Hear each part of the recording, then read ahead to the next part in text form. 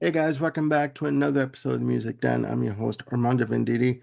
Hoping you guys are having a good day and that you're looking after yourselves and one another. Ladies and gentlemen, we are back with an episode that took a couple of twists and turns. Well, basically, one major twist and turn. The original title for this episode was 3 Points of XTC, where we were going to take myself and my illustrious panel here, we're going to take 3 eras of XTC and look at the recordings and talk about how the band evolved over that time period that we picked. But the more I thought about it, I thought, you know what? This is basically turning into an album ranking. So I talked to Ruth Ken, and we agreed that, yeah, this is basically going to basically turn into a album ranking. So we want to welcome you all to the ranking the albums of XTC. All right. Now that I got that out of the way, I want to welcome Ken Cheshire to the show. How's it going, Ken? Going fine. Thanks for having me. Always a pleasure. And as always, the man of the hour, Mr. Jim Bricker. How's it going, Jim? Hello, I'm doing all right, Armando. Thanks for having me aboard. Anytime, anytime. Now, ladies and gentlemen, we have listened to all of XTC's 12 albums, and we have put them in a ranking for you to enjoy. And hopefully, if you don't know of XTC, hopefully you've discovered a new band that you might want to dive into. Now, just a bit about XTC. They have quite the history. They have 12 albums under the name of XTC. They formed in 1972 in Swindon, Wiltshire, England. First under the name of Star Park from 1972 to 1974. Then from 1974 to 75, they changed their name to the Helium Kids. In 1975, they changed their name finally to XTC. That was a name they could all agree upon. They signed their major label deal with Virgin Records in '77 and released their debut album, White Music, in 1978. Now, what we have attempted to do here is to put in order a list of what we think are or what we know are our favorite XTC albums. So, as I look at my screen here, the host always goes last, ladies and gentlemen. That's what's called good manners, and my mama always brought me up right. So I am going to pass the virtual mic, as I see on my screen, down to Mr. Jim Bricker. Oh, hello. Hello. Yeah. Hello. How are you? So, as I recall, we're just going to kind of talk about, since there's 12 albums in the discography, Yes. and we are leaving aside the vanity projects like Dukes of Stratosphere. Yes. Okay. So we're dealing with the 12 albums, the original albums that came out under XTC. Yes. Okay. We're And going to leave aside the Three Wise Men single, Mhm. their Christmas song. Mm-hmm. Yep. Mm-hmm. All right. There's no other trivia I can think of off the top of my head. So, No, no, strictly under the XTC moniker. Yes. gotcha. All right. So, starting from number 12, um, at the bottom of the pile for me is Go To, which is their second album. Um, Number 11 for me is White Music, which was the debut. Um, that was a period where anything that even sounded remotely punk got snatched up and signed, and that's how XTC landed their deal with Virgin. Um, Number 10 for me is The Big Express, which came out in 84, I think. Um, Yes.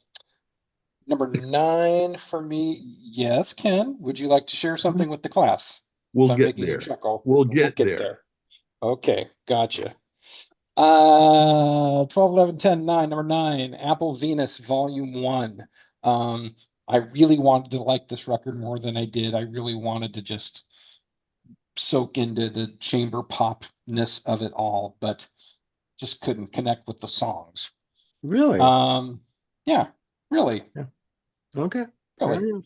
That, that's my stance. I'm standing by it. Let's For see, those of 12, us that 11, can 10, stand, 9. go ahead. Number 8, Mummer, which is the follow-up to English Settlement. Uh, Let the Abuse Begin, My next one, number 7, is Drums and Wires. And number 6 is None Such. Okay. All right. So, ladies You and invited me to gentlemen, this party. no, it's fine. It's fine. Ladies and gentlemen, what we are going to do is when we get to number 5, we are going to discuss the albums in further detail from 5 down to 1, which is what we agreed upon just before. Sorry. I've been dealing with medications due to a sinus infection, so I'm a bit loopy right now, but I'll be okay. What we agreed upon was that from 5 to 1, we were going to discuss the albums in further detail. So, thank you for your 12 to 6. I will move the virtual mic over to Mr. Ken Cheshire Okay. to give us. Number 12, Go To.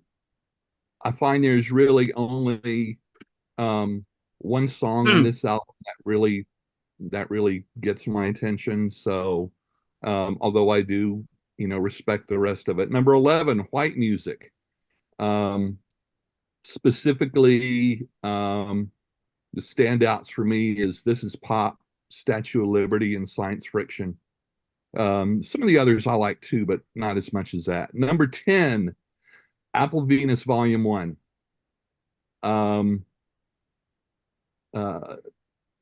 This is it being the next to the last album. I think it suffers from Dave Gregory having left during this album. However, I kind of agree with Jim. As much as I wanted to like the pastoral elements of this, there are really only 5 songs on it that really that I really will go back and listen to. One of the best things, well, I'll get to that later. Number 9, Wasps Are, Apple Venus Volume 2. This gets my vote over the previous one because it's a little heavier and more rocking.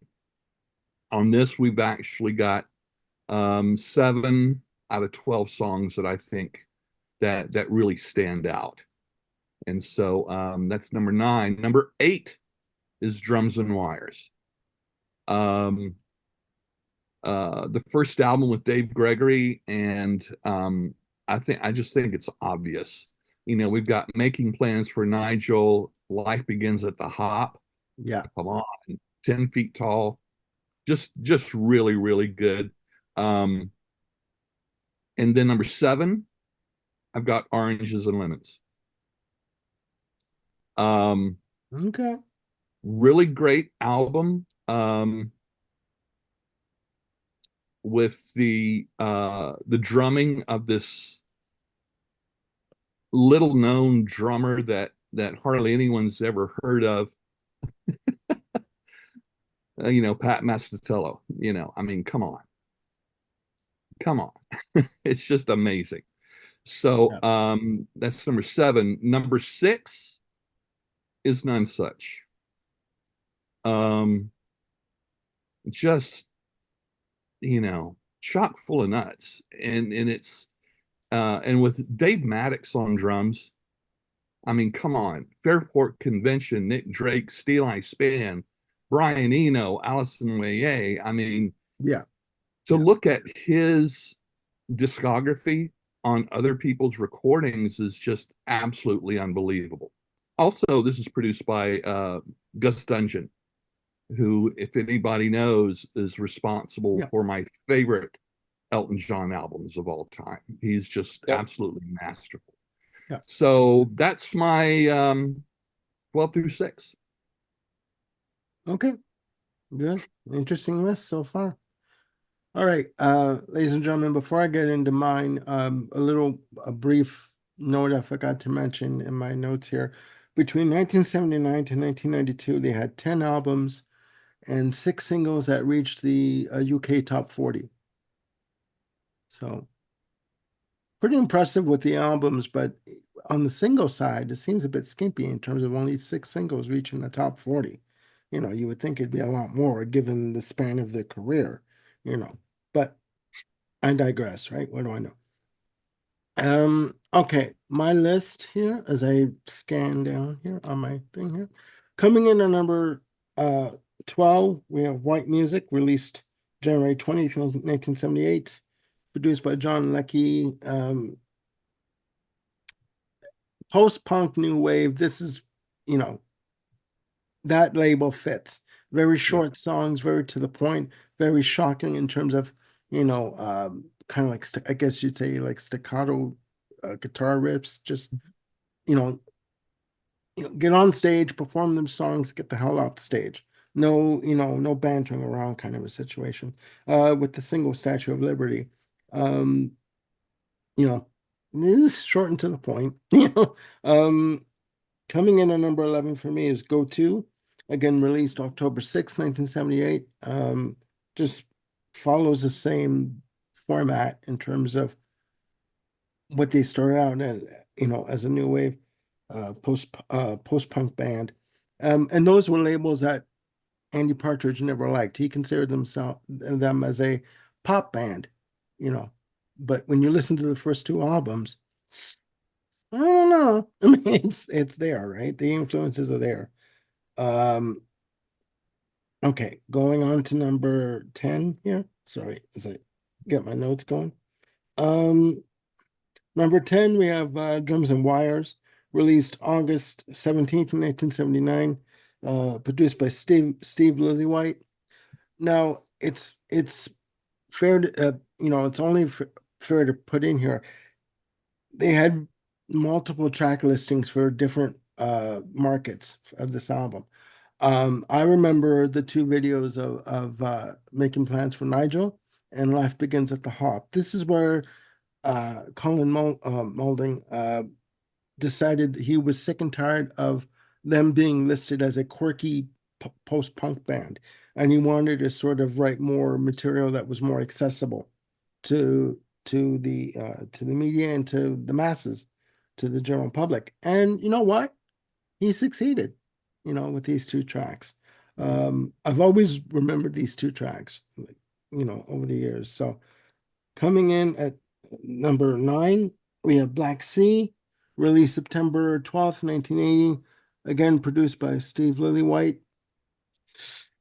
Oh boy. What to say about this album? Respectable Street, Generals and Majors, good songs, but they were still trying to hold on to their sort of post-punk, new wave, I guess, label. And the one thing about this band is they would release an album that was accessible, but then the next album would go completely the opposite direction, right? And they would have difficulty sustaining popularity and sort of and gaining chart success with each album. I don't know why. It is a good album. I need to listen to it more. Maybe if I redo this listing in like 6 months or like 9 months from now, who knows? But right now, that's where it is. Let's see here. Coming in at number 8 is Mummer, released August 30th, 1983. Produced by Steve Nye and Bob Sargent. Oh boy, what to say about this album? This was after English Settlement, and they just seem to be floundering for me with this album. Songs like Wonderland and Love on a Foreign Boy's Wages. And this was the album that Terry Chalmers left the band. He got tired of them not touring, and he actually left during a rehearsal one day. He says, "Okay, folks, I'm done. See you later." And he literally walked out mid rehearsal, and which left them scrambling to get another drummer. But they pulled it off. Number 7 for me is The Big Express. I remember All You Pretty Girls. I remember that as a single. Again, at this point in 84, Virgin Records was begging them for a hit. And I think the more that they begged, the more Andy Partridge went the other way. You know, like, fuck you, I'm gonna do what I want to do, you know, like we basically, you know, and he kind of, I don't know, he alienated, I think, the record company and all the people around him because he just stuck to his guns and did what he wanted to do. Um, so as I go down my list here, coming in at number 6 for me is ooh, Wasp Star. Sorry, I can't talk today, guys. It's the drugs. Apple Venus 2, released March 23rd, 2000, produced by Nick Davis, who has worked with Genesis.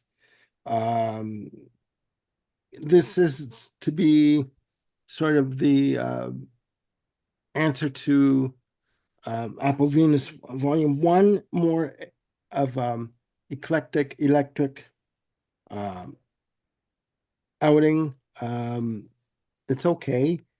Um, I think at this point they were, well, I know at this point Andy Partridge referred to them as a brand instead of a band because it was just him and Colin left. And they were just sort of trying to eke out an existence with this album. And it's okay. I still have to listen to it some more to get into it, so, to get my mind around what they were trying to do. But yeah, that's basically where I'm at with that album. It's good. It's just it needs to grow on me some more. So there you have it, 12-6 from me, and we are going to go back down to Mr. Jim Bricker, the man of the hour, to give us his number 5. Oh, that's me. Yep. All Yes. right. My number 5. I should put a caveat out there. Um, my picks from number 12 through number 4, I have passing familiarity with. So, if I had, more time with a lot of these records, the order may shuffle here and there, but this is just sort of my gut opinions, and that goes for number 12, like I said, all the way through number 4. Number 5 for me is Black Sea. So this is the album that followed Drums and Wires, and it precedes English Settlement. Um, I I like the direction on this album. It kind of is moving farther away from the punky ethos that's still left over in Drums and Wires, and moving them more to like a true power pop type of band with Respectable Street and Generals and Majors really leading the path on there. The production on this album is really, really solid. I love the feel of it. It's a great record to just listen to. Um, it's incredibly pleasant on the ears. Mhm. And the songwriting is pretty darn top notch. I mean, this is the period where I think they had just come off the tour with the Police, and the Police, and Stewart loved XTC because he saw them as sort of like soul brothers, came out of the punk ethos, yet they knew all the tricky chord changes and inversions and stuff you could do with music to really make it shine that the punks, didn't know about. So he saw these guys as soulmates and really loved what they were bringing to the stage and to their albums. A lot of respect there. So I guess having said that, if you're a fan of like Regata de Blanc, Zenyatta Mandata era Yeah. Police, I think Black Sea is a good partner to those albums. Um, Strong performances throughout. I enjoy it quite a bit. That's my number 5. Okay. All right. Ken? Okay, my number 5 is the Big Express. Um, Incredible drumming by Pete Phipps on this album. I think the opening song definitely gets your attention. The song Wake Up, that has the panning guitars between the left and the right channel. Hmm. Um, Pretty apropos title for a song that does that. This is, uh, you know, seagulls screaming this world over. Um, I remember the sun, and especially Train Running Low on Soul Coal is just, there's a lot of train songs in rock and roll, Mm. but this has the guitars actually creating a train, the sound of a train going. It's just absolutely a powerhouse. I think this is a transitional album coming out of um, the English settlement into more of the experimental. Um, Mhm. Armando, you mentioned a span where they were all over the place. Um, they were always, they were never stagnant, I feel. They were always going, they're always pushing forward as far as music and as styles, lyrics, the whole thing. And and especially I like that the drummers they used after Terry left really each one brought their own magic to these records. Mhm. And Phipps just, I think, did a wonderful job on that. Um, I did not realize how much I liked this album until I actually sat down and went through it song by song. And it's just there's only just a few songs on it that don't strike me. You know, I look at a playlist of my favorite XTC, and all but four from this album are on that. So yeah, Mm. Big Express, 1984. Okay. My number five, ladies and gentlemen, is English Settlement. Fantastic album, released February 12th, 1982, produced by Hugh Padgham. Um, I remember seeing the video for Senses Working Overtime on the New Music uh, music journalism show around May of '82. That was the same time that Queen came out with Hot Space. So all like when I hear this song, I'm automatically brought back to 1982, that time period, that um, and just fantastic. And to me, I always remembered Andy Partridge's vocal delivery, which is sort of again a little quirky in terms of his delivery, right? It's a very British album, right? And I mean that's very a cliche phrase to use, but you do sort of see them recording this music on like on a manor or an estate. You know what I mean? Like and almost like a castle kind of a situation where they're recording this like in an old castle. Um, a kind of a situation. So I mean songs to know for the album for me are Runaways, sorry, Ball and Chain, again, since it's working overtime. Jason and the Argonauts. Great track. Great track. And it should be stated that this album was originally released as a single disc and with 5 tracks removed from the 15, and then the 5 tracks were reinstated. I prefer it as a double. I mean, it's a Oh yeah. fantastic piece of work. It is very, again, Absolutely. very British, in its delivery and its production. Fantastic. Um, that's also to say at this point in time, Andy Partridge's, I don't want to say dominance, but his hold over the band in terms of de facto leader and de facto main songwriter is absolute, right? I mean, you can tell what is going on here, you know what I mean, when you look back on it. But I mean, you know what? It worked. It worked. And it kept Virgin at bay for a little while, anyways, in terms of what they were doing, um, until the next year, kind of thing. Yeah. But that's my number five, English Settlement. And Armando, I think you made a very good point of how English XTC is. Um, Yeah, very much so. the other example I can think of are the Kinks, Yeah. and it Mhm, has been mhm. much hypothesized that that Britishness, that Englishness could possibly be why these two bands weren't as embraced in the United States as they were. Yeah, I mean, they wear their patronage on their sleeves. They really do, with this album. And why should they be faulted for it? You Yeah. know what I mean? That's Yeah. how I look at it. Not And that an argument can also be said for the Who's Quadrophenia. very much Uh, so.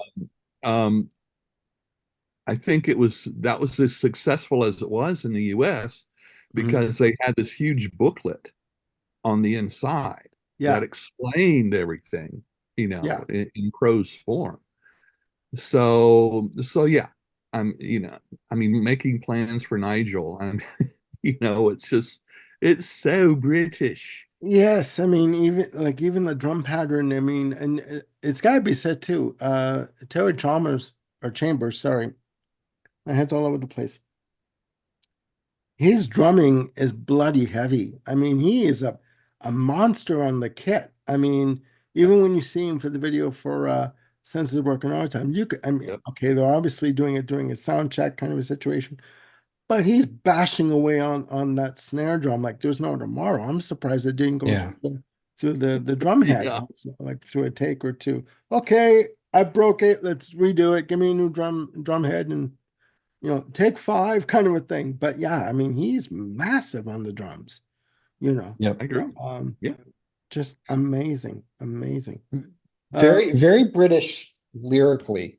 And I Yes, think one of the reasons why English settlement kind of began to break them, especially in the United States, was the sound of the acoustic and the 12-string guitars kind of yes, moved it into more of a um, I'll say comfortable pop area. yeah, And just also that the styles of not the lyrical styles, but just the song styles were just yeah. becoming more diverse within the album. That probably helped too.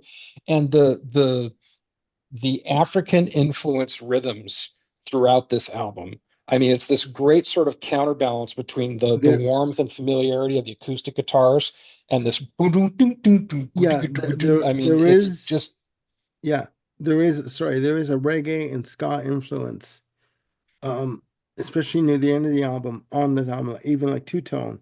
You know what I Yeah. mean? Like oh yeah, from Yeah. like the specials and a message to you, Rudy kind of thing. It's like it's prevalent. It's prevalent. yeah. And sorry, this album has also been given the label of it being more pastoral, in terms of the acoustic guitars and stuff like that. So Mhm. it Yeah. it, it is quite good. It is quite good. But it is my number five, and Yeah. so all right. And Bob's home. All right. Down to Jim for his number four. Number four is one that ended up in the bottom half of you guys' lists, and that is Wasp Star, Apple Venus Volume 2. You know, there's just something about the music on this album that really grabbed me and really made me wish it's like, dang, I want to listen to this more. It's very much like um, The Who to me. and Really? and I don't know what it is about it. I mean, it is very XTC. There's, I mean, you can hear that all the way through, but there's something just about the Spartanness and the urgency and just the let's go for itness that I heard in these songs that Yeah. really, made me want to listen to it more. Wasn't expecting it. I thought it was going to end up being a lot more closer to Apple Venus 1, but it's a good 100 and some odd degrees away from that. Um, Yeah. Mm. and I really recommend it. I mean, it's a rocking little album, and I want to sink my teeth into it more. But and I guess it's that urgency and that sort of straightforwardness that I kind of attribute to the Who that sort of rocketed it above the more quirky titles, if you will, like a Drums and Wires or a Big Express or something like that. Mhm.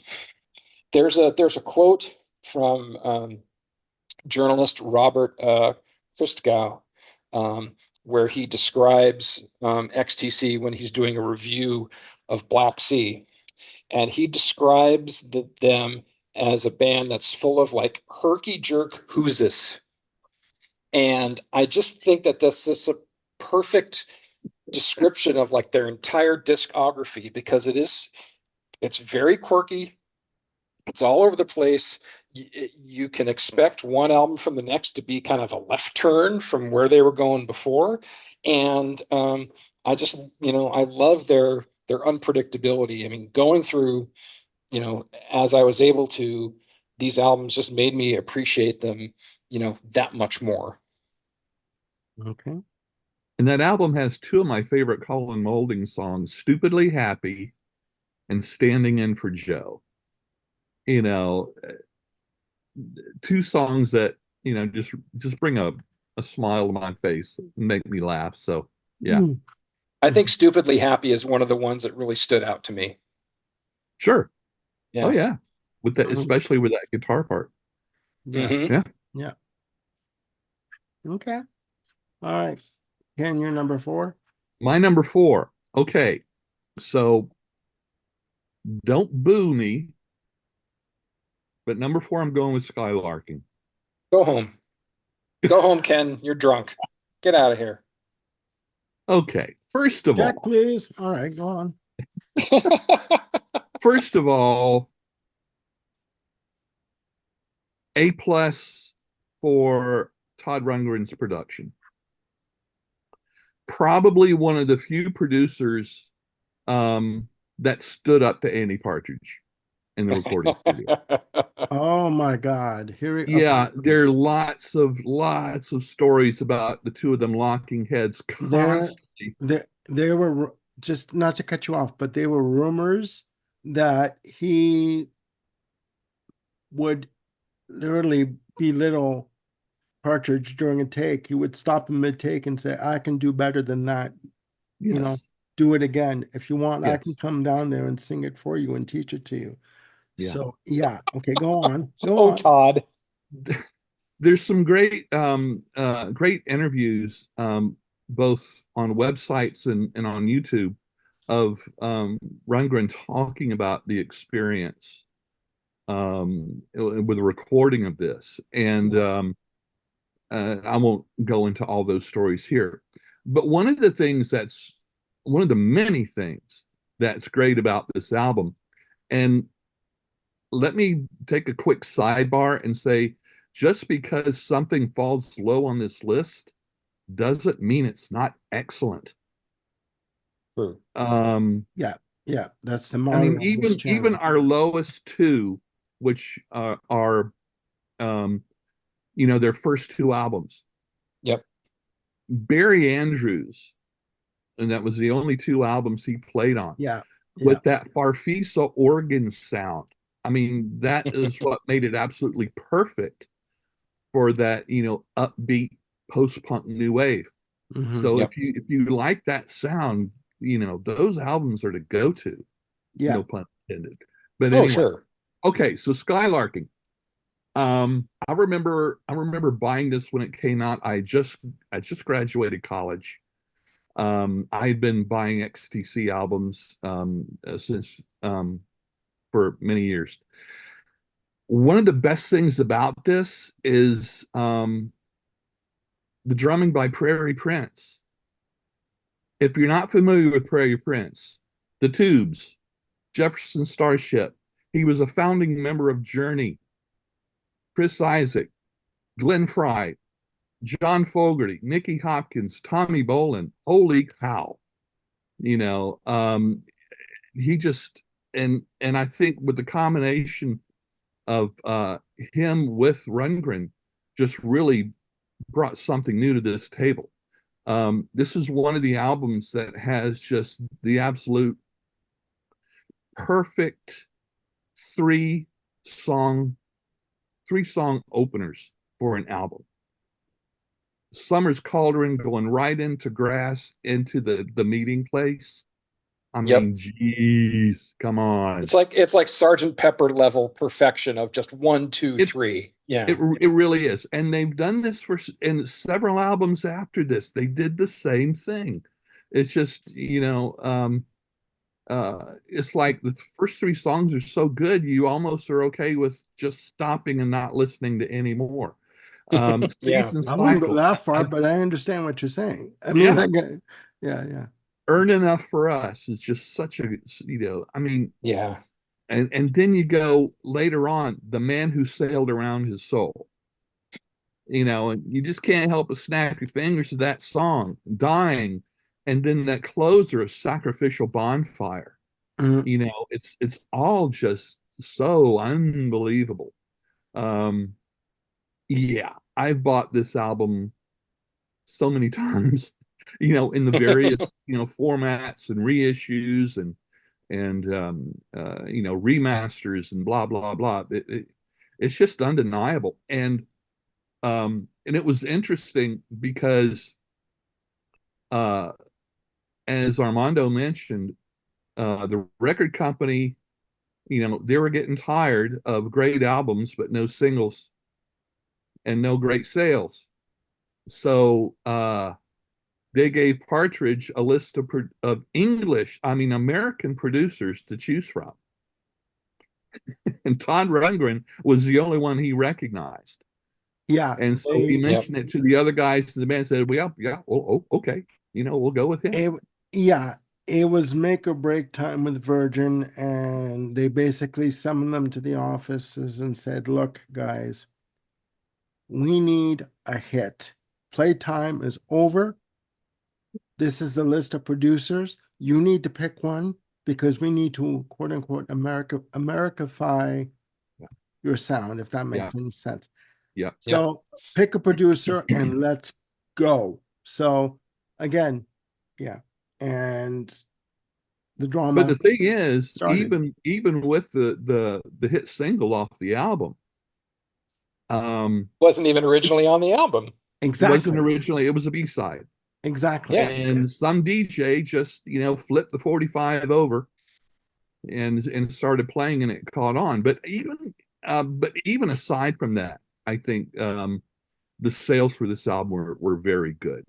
So the album stands on its own regardless Yeah, regardless of the singles. no, I agree with you. I spent a day at A&M Records with an A&R guy there by the name of Faisal.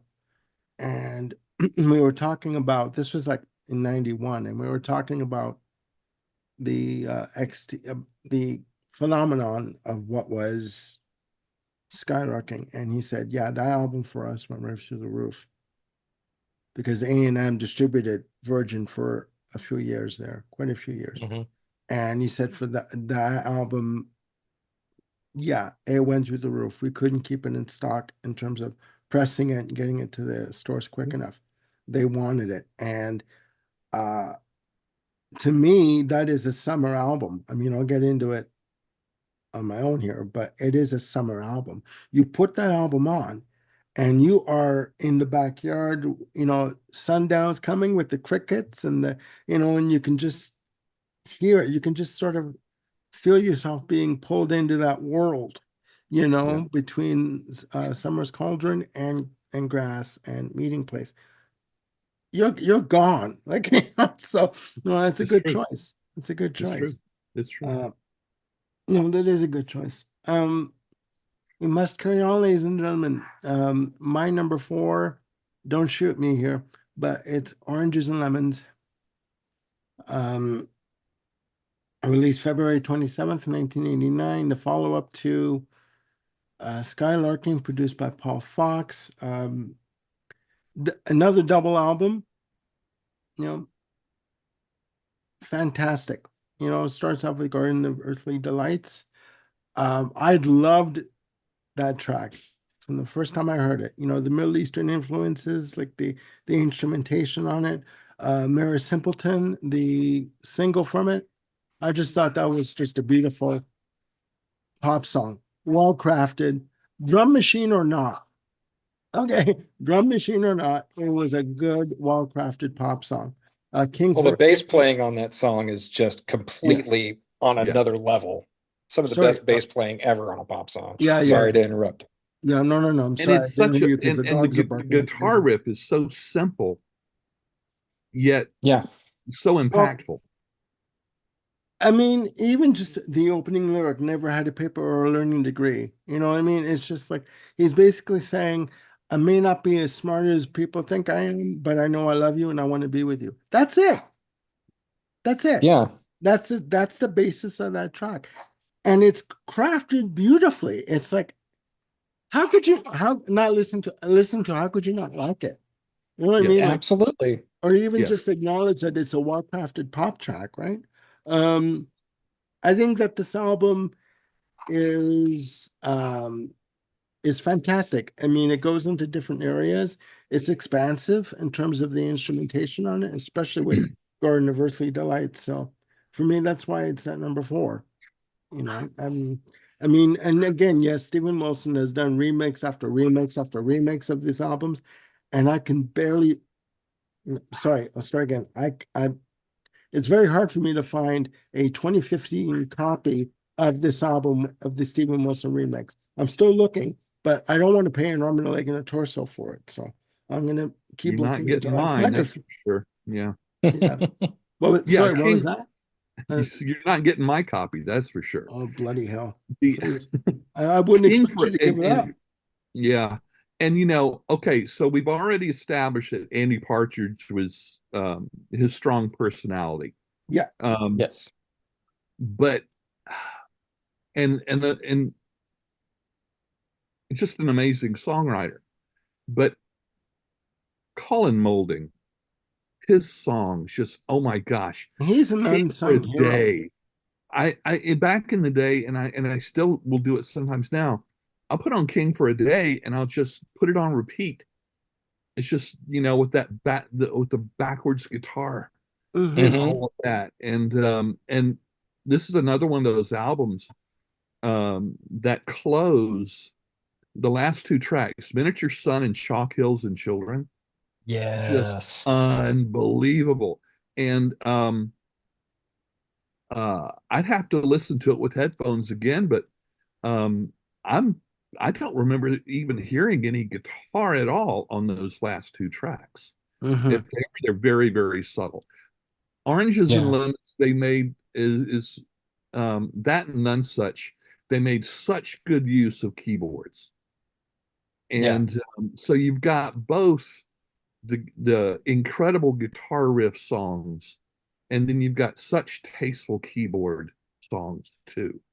Mhm. That Yep. it just washes over you, like a nice warm, hot tub bath or whatever. Yeah. Yeah. So yeah, but I refuse to talk about the song Pink Thing. So let's move on. Okay. Yes, ladies and gentlemen, it's before 9 o'clock. We're not going to get blue, okay? That's right. In terms of Stay that, for the 11 o'clock show. yes, Then our inner red fox will come out and we'll yes, offend yes. everyone. Elizabeth, yeah, okay. But it does beg the question, just to finish, just to add to your point about Colin Moulding, it begs the question, where would they have gone had Partridge allowed more of Moulding songs to be on the albums? Well, on many of the albums, Because you Molding have has a the, good the a good representation. well, the Yeah. only reason why I say that is because there's been differing reports. There's been reports that uh Colin wrote quite a few songs, but Andy wouldn't let him put them on. So I mean, Could be. depending on the reports that you believe or that or that whatever is true, if there was more of a 50-50 split between Mhm. the two songwriters, where would they have gone musically? Good point. You don't know. Well, Andy Partridge has always been a little bit troubled. Yeah, Um, yeah. Being an only Yes. child with a abusive mother, um, uh, and then when they came out with Drums and Wires and Making Plans for Nigel became a hit, which was written by Colin Moulding. Yes. All of a sudden, Colin Moulding was the golden boy as far as the record company was concerned. Yeah, we have somebody Yeah. here that can give us a hit. You know, And so the record company looked at Colin Moulding as being the band leader. And and that played right into, Andy Partridge's insecurities. Yeah, And absolutely. he well, admits because it. yeah, no, I mean, not to belabor the point, but according to Andy Partridge, uh, Colin would only write three or four songs at the most. And according to Colin, Andy wouldn't let him put any more on Yeah, on the album. Like he had I've a read bunch that of too. them. Yeah. But so I Yeah. mean, depending on who you believe, I mean, I don't know. That's right. That's right. Well, here's my question. And I asked this, not knowing the answer at all. If Colin knew that Andy would only let him throw in 3 or 4 songs, did Colin just write 3 or 4 songs and then stop, or did he have like a bench of like a dozen? Do we know? I'm not sure. I'm not sure. I'm not sure. Because it just makes me wonder. It's like, where's the Colin Moulding solo album? I mean, Well, and he is a very good songwriter. Yeah, yeah, yeah, he's no, very good. I get a feeling, I mean, he wasn't as prolific as Partridge was, Okay. because Partridge, he's got a lot of songs recorded by other artists that Sure. Yeah. that never appeared on an XTC album. I mean, he's got a song on the Last Monkeys Christmas album. So yeah, so there you go. Yeah. And a little side note, ladies and gentlemen, there is a package out there. I've mentioned this before. There is a package out there of Andy Partridge's solo material under the title of Fuzzy Warbles. Fuzzy Yes. Warbles. Yes. All 9 CDs. Is it Yes, 9? you can Yeah. get them at a decent price if you look around. Do not fall for the $900 price tag that SOB that I found on Amazon was trying to sell it for. You can find them individually in like 3 digipacks with 3 CDs each. I got them for like $56. A hell of a deal. So please don't Great deal. Shop fall for it. wisely. Do not fall for it. Please do not fall for the $900 price tag. Okay, moving on. I suspect that Moulding probably didn't write as prolifically as Partridge did, because he didn't do a George Harrison. Yeah. And just fill up a trunk and then release a double album immediately and then another album right after that. Mhm. I have no proof of that. Yeah. So, but but at just least, but his record for quality of songs, to me, is 100%. Oh yeah, absolutely. Unlike But- George Harrison.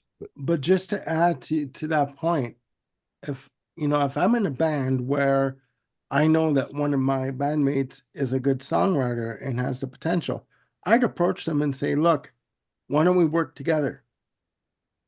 You know what I mean? We can Or work pull a together. Lennon McCartney and do half and half. We'll do that half and half. Do you know what I mean? But hindsight is always 2020. You know what I mean? So when Right. when you look back at these things, so And Andy has his issues clearly, and Andy acknowledges those Yeah. issues. So yeah, very Yeah. much so. Very much so. Which All right. says there's a lot. documentary. What's that? Go ahead. I was going to say there's a documentary that I started to watch. Thank you, Ken, called "This Is Pop," that kind of gets into those frictional seen that. issues that Andy had with Colin, and Andy freely admits it was it's my problem. I've seen that. That's a fantastic documentary. And by the way, for our listeners, entire documentary is available on YouTube in high def. Yeah. It's easy to find. Yeah. It's a great little documentary. Yeah. Watch that when you're done with Thus. Finish Yes. this first, then go watch that. Yes. And don't Please forget come to hit back like and watch this subscribe. again. Yeah. Yes, Yeah, please finish exactly. watching this Tell your quality friends. program that we're bringing to you right now, ladies and gentlemen. Then go watch This Is Pop on YouTube. Okay, now There you go. now that we're done with our extended rant and rave, we are down to number 3 on our list. And we're going down to Jim for his number 3. Number 3. Now we start to get into the areas where I can't shut up. So, and that is gonna, yeah, it's like, what else is new? So that is gonna, so my number 3 is Oranges and Lemons, the album with which we were just speaking about quite a bit. I have several comments about this. One, Mayor Simpleton that we talked about is such an amazing song. I don't care that it lifts basically the entire motif of Sam Cooke's What a Wonderful World. It's just so brilliantly recast and done. At first I was just like, oh geez, what a ripoff, but it's such an infectious song. The bridge is so strong, the bass is so amazing that you just can't help but just love it to death. Yeah. King for a Day, the song that XTC performed on Late Night with David Letterman. Had to stay up late and watch that because I had never seen XTC live. And so just the fact that they went out on the road and did television performances, radio station in studio performances, there's recordings out there from the radio of Andy, Colin, and Dave, the 3 of them on their guitars, playing through all kinds of songs from Oranges and Lemons, Senses Working Overtime. I think they did Making Plans for Nigel. It's fun. It's really fun to hear that. It made me think, oh boy, if only. We talked about Pat Mastelotto and his drumming on this album. The mix of his acoustic kit and the electronics that he put in there is just so tasty. He has such a great ear and feel for all kinds of music, from the pop of Mr. Mister through the, sonic destruction of King Crimson. I mean, he can do it all, and he's still doing it. There's a great story. I got the chance to meet Pat Mastelotto a few, I guess it was about 10, 12 years after this album was recorded. And I asked him about it, and he said, yeah, it was a lot of fun. He really enjoyed that album. And then in later interviews, I read that there were actually talks for a while about them maybe actually doing a full-on tour. And the 4 of them would just jam in the studio, and they would work on like older tunes, and they would just have the best time, but nothing ever came of it. So again, that just sort of makes me long for the, if only. That would have been such an amazing thing to go and see. So this album is 60 minutes long, double album, 1 CD, chock full of great Andy Partridge songs. The whole of side 1 is fantastic. The Colin songs on here, King for a Day, One of the Millions, and Cynical Days. Of those 3, One of the Millions is the only one that doesn't really grab me, but those other 2 are, fantastic tunes. Miniature Sun and Chalk Hills and Children, like you said, fantastic songs. Side 2, which probably gets overlooked a lot of the time just because this album is so chock full. Four Skeleton Steps Out and Scarecrow People are just fantastic Andy Partridge tunes, full of that, quirky whozisness that Robert Christgau was talking about, where it's, it's cerebral, it's playful, it's just catchy as all get out. And so the combination of fantastic songs plus fantastic production really make this a great album. And it was sort of a logical step from Skylarking. It kind of took Dukes of Stratosphere we haven't talked about, but that's the XTC, homage to psychedelic rock. And it's really psychedelic. So this album, Oranges and Lemons, is kind of, to me, a combination of the best parts, if you will, of Dukes of Stratosphere and Skylarking, kind of 2 different ends of 60s music and bringing them together.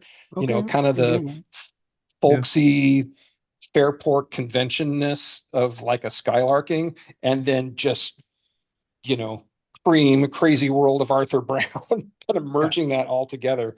And it just makes for a really, really strong album. So this is number 3 with a bullet for me, Oranges and Lemons. No, it's a good one. It's a good Yep. one. Yeah, it's good. That's a good one. Okay, Ken, I can't add any more to what you said. So I told you, this is the part where I don't shut up. So That's it's fine. fine. That's what the shows are about. But go ahead, well, Ken. then since you said that, let me tell you another, 30 minutes about why Okay. I love this All particular right, shut album. up, Jim. Okay, go on to Ken. Is it still Friday? Yeah, I think so. Okay. Yeah. We're on number 3, right? Okay. Yes. Number But you're 3. done. We're still on number 3, but you're done. Yes. Number 3 from 1983. It's Mummer. Okay. I know much lower on your guys' list, and I'm okay with that. Like I said, no bad albums. The first album where they used Pete Phipps on drums, who was a drummer for Eurythmics, Gary Glitter, and I believe he's still with Mud right now. This was the last album with any of Terry Chambers on drums, and Terry was only on the first 2 cuts of the album. But and however strong and powerhouse, like we've mentioned, Chambers is, I love the fact that you never can tell which songs who's playing drums on. Okay. Through the production and Phipps playing, he just slid right in there and fit in with the rest of the band.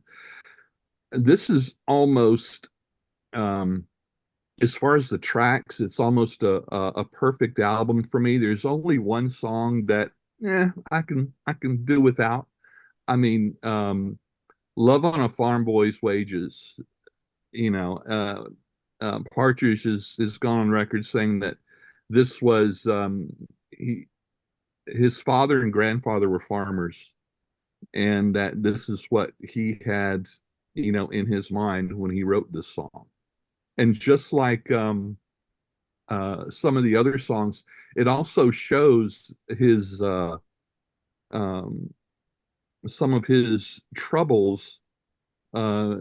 He's he's I think he's literally a musical genius, in that with that high level of talent and intellect comes a lot of insecurity, emotional and mental insecurity. Yeah. So yeah, just like the other song, Never Been Near a University, and all that, he's kind of he's showing off his insecurities for people with higher education or higher status or something, by trumpeting his commonness, so to speak. Yeah, I That get it. he's not like that. Anyway, Deliver Us from the Elements, is the sounds that wash through this song are just absolutely amazing. With the electronics and everything, they create an audible storm throughout this song. It's just amazing. I In Loving Memory of a Name, Me and the Wind, and I tell you what, Funk Papa Roll is just right on up there. As Armando says, that's a toe tapper, and possibly even an I ass think tapper, Armando says something else, but Yeah. So Ass anyway, shaker. All right. At least consistent. That's right. And ending with Desert Island, that has that. I mean, just if you didn't know what the lyrics were, it does give you the feeling of a desert island, just the way that, we're talking about, the other albums provoking, just, it's a summer album or whatever. This Mummer is very it's almost a celebration in many ways of rural Englishness. I hear And that. Okay, I yeah, hear that. and it's uh I and it falls so high up on my list, I think, because it does have some of the wonderful production Hmm. value, but it's still kind of it's we've used the term wandering, but to me this is really just really experimenting and widening the musical palette more, and that they started with English settlement, and or actually they started with Black Sea, but epitomized it with English settlements. So anyway, um, yeah, Mummer, 1983. That's my number three. Good So choice. there. Good choice. Um, my number three, ladies and gentlemen, is Apple Venus Volume 1. Ooh, I did not hear of this album's release until literally 2 years ago. Released wow. March 2nd, 1999, literally. Produced by Hayden Bendall and Nick Davis, who again work with Genesis, We Can't Dance. We won't even go there in terms of a Genesis album, but um, this album to me is a complete experimentation. And I give them, excuse me, I give them props, definite props for experimenting with, strings and, throughout this album. At this point in time, it's basically reduced to the band are reduced to a duo, otherwise known as a brand. Dave Gregory left the band at this point because there were conflicting reports. According to Dave Gregory, Andy Partridge at this point was being what they call a see you next Tuesday in the studio, and he had had enough of that. And according to Andy Partridge, uh, Gregory was going through mood swings due to medication he was on, where 1 minute he would be quite um, polite and quite easy to work with, and the next minute he'd be quite snarky and yell at you. But something tells me that Gregory's account is more reliable than Partridge's. I don't understand. Where there's enough smoke, there's a lot of fire. Do you know what I mean? So, with the single from the album Easter Theater, fantastic, fantastic, sublime. Um, I give them again kudos for just going out on a limb and just doing something different and just I agree. something. This album, I mean, like bloody hell. To me, it's an exercise in self-indulgence. And it works. Mm-hmm. It works on all levels. So, I mean, if you want to spend 50 minutes plus listening to an album that can just take you away and just, make you forget whatever's going on in your day, this is the album for you. Okay? You can stream it. You can stream any one that we talked about, any album that we talked about thus far on YouTube. Well, but this album for me, that's what it does. And it only gets better from here in terms of my Okay. ranking. So um, May I add one thing to this? you can add as many things as you like, my dear boy. Go ahead. Oh, good, Okay, because I have more so to add after Ken. But of so we course, talked about Apple Venus and Waspar, which is referred to as Apple Venus number two.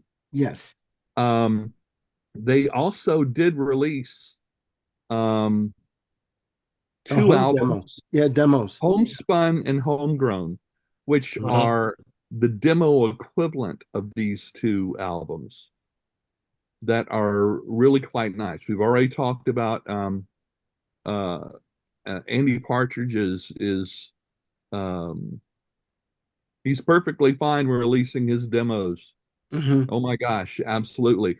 But if you love the original Apple Venus and Rockstar, Homespun and Homegrown are really worth a good listening to. Okay. Unfortunately, combined, those four albums were released, were not released on a major label. So you're probably not going to find them streaming. But Yeah. they're probably on YouTube.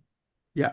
And but for and the two albums of demos, they might be just for hardcore XTC fans, but they're a lot of fun.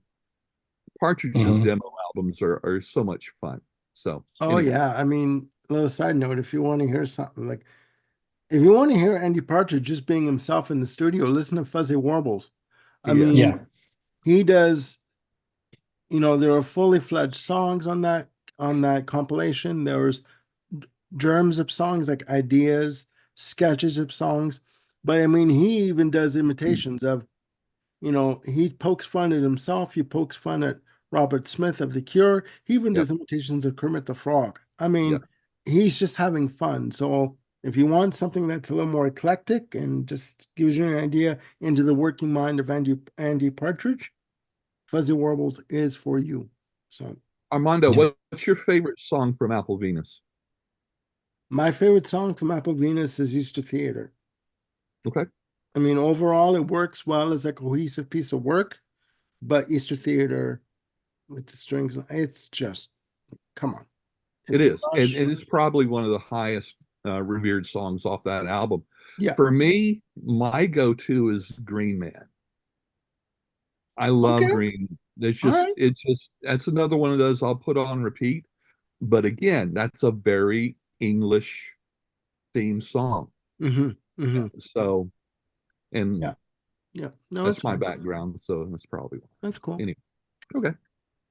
So I haven't heard Homespun, and I should try to find that and give it a listen. The comment I was going to make about Apple Venus Volume 1 is, and I think I alluded to it really quickly, is that the songs somehow for me just kind of fall short.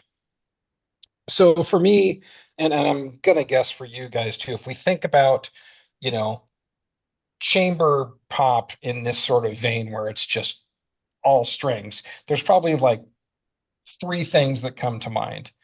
The first would be Eleanor Rigby. Yeah. The second would probably be She's Leaving Home. Oh, yeah.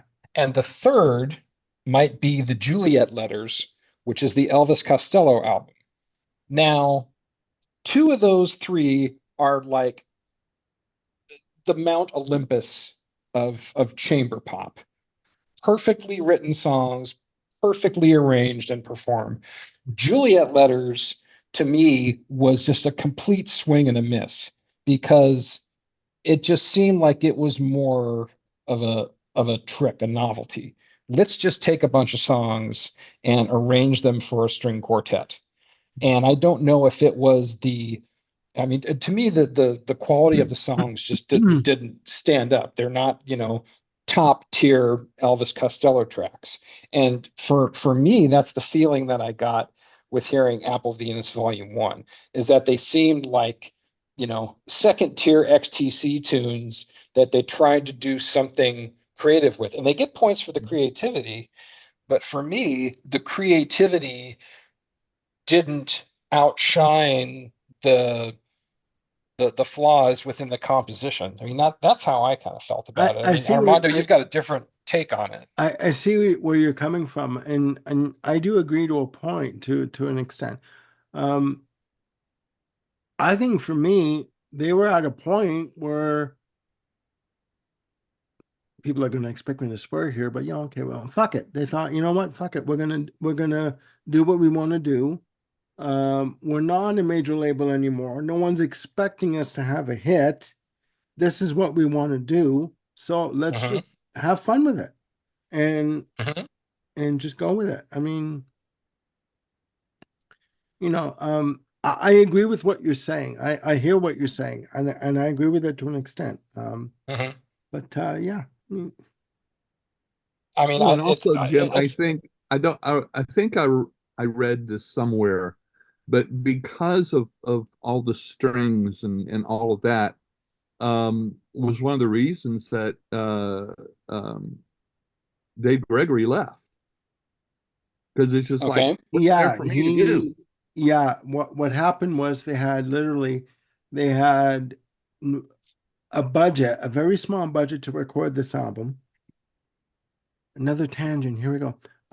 And they had limited time, so they recorded all the string parts for the songs in like 2 days, right? Okay. And maybe it's because of that they felt maybe the album maybe feels a bit meandering or bit misplaced. I don't know, but overall, I give them kudos for like attempting something like this. Just, I Oh, mean, major points for trying. Yeah, Yeah. for trying, absolutely. A yeah. for effort. I mean, to say that it's on par with Sergeant Pepper, I don't want to be labeled with that tag at all. I mean, I'm not saying that, but I'm Well, no, saying I was just trying to trying to no. I give get a it. point of No, reference to the yeah. audience out there if No, they're of not familiar course, with of it. course. I mean, you've got Eleanor Rigby, you've got She's Leaving Home, my favorite track, one of them. Um, but no, yeah, I get what you're saying. Yeah. Um, I don't know. I Okay, think so Jim, I think your examples of Eleanor Rigby and Julia, I think those are very good. How familiar, sounding like Armando now. familiar. Easy for How you to say. familiar are you with the Left Bank? You mean Walk Away Renee? That's I what comes love to mind. I Yes. love Walk Away Renee, but that's the only song of theirs that I know. That song is like A plus to me. Yeah. Okay, There's fill me in, guys. Who's the left bank? Fill me in. Educate me a little bit here. You've not heard the song Walk Away Renee in its original kind of twee British form? I don't. The name they doesn't. Oh, use this is late 60s. They used a lot of strings. Okay. Uh, Here again, a very British band. Also, there's a lot of harpsichord in there, so it definitely kind of is almost kind of like psychedelic Renaissance Okay. in Oh, I some love me ways. some harpsichord. Okay. All right. Yeah, yeah. Walk Away, Renee, and Pretty Ballerina, I think, are the two most popular songs. But yeah. just, I mean, for 60s, it's just so good. Okay. But So yeah, the left. I was just looking it up while you were talking about it. Ken, the Left Bank single was in '66. Probably the version in the states and Canada that probably made a bigger impact was the cover version by the Four Tops, yeah, which was done in the following year in '67. The Four Tops version is just very steeped in Motown. mhm, It Okay. still has the drama and the charm, but it's just a lot more earthy as yeah, opposed to the very British Left Bank version. yeah. Okay. And the I'm, thing I'm about it is there's really not much to the song as a song itself, but it's just Right. the strings and the harpsichord and all of that. It's luscious. So the Ooh, Left good Bank, word. and I have a CD. They didn't record a lot, and at least at one point there was a CD that had all of their stuff on one CD. So Hmm. um, I don't know if it's still in print or not, but the Left Bank, and bank is spelled Banke. Yep. So That so okay. the chorus of Walk Away Renee is one of the greatest choruses in pop music. Just I don't Ken, you would have to describe it as a musicologist. Is it the harmony? Is it the chord progressions? Is it the resolutions, the twists? I mean, what does it? specifically Yeah. all of that. All right. My answer is yes. Okay. Ken It's just Cheshire, ladies and gentlemen. there. Thank you very much. I'm Mic here drop all week. moment. Okay. Well, it's, and like I say, the song itself is by itself is very simple. There's hardly It a is. verse in it at all, but it's Yeah. the whole package. It's that whole package. It's the melody, it's the strings, harpsichord, all the other instruments too.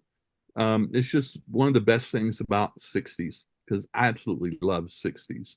It's got So, all the feels. It's up there with like, Burt Bacharach type stuff oh, and to my ears. Now I got a but there point. again, it's very British. Okay. Yes. All right. Okay, ladies and gentlemen, back to our regular scheduled program.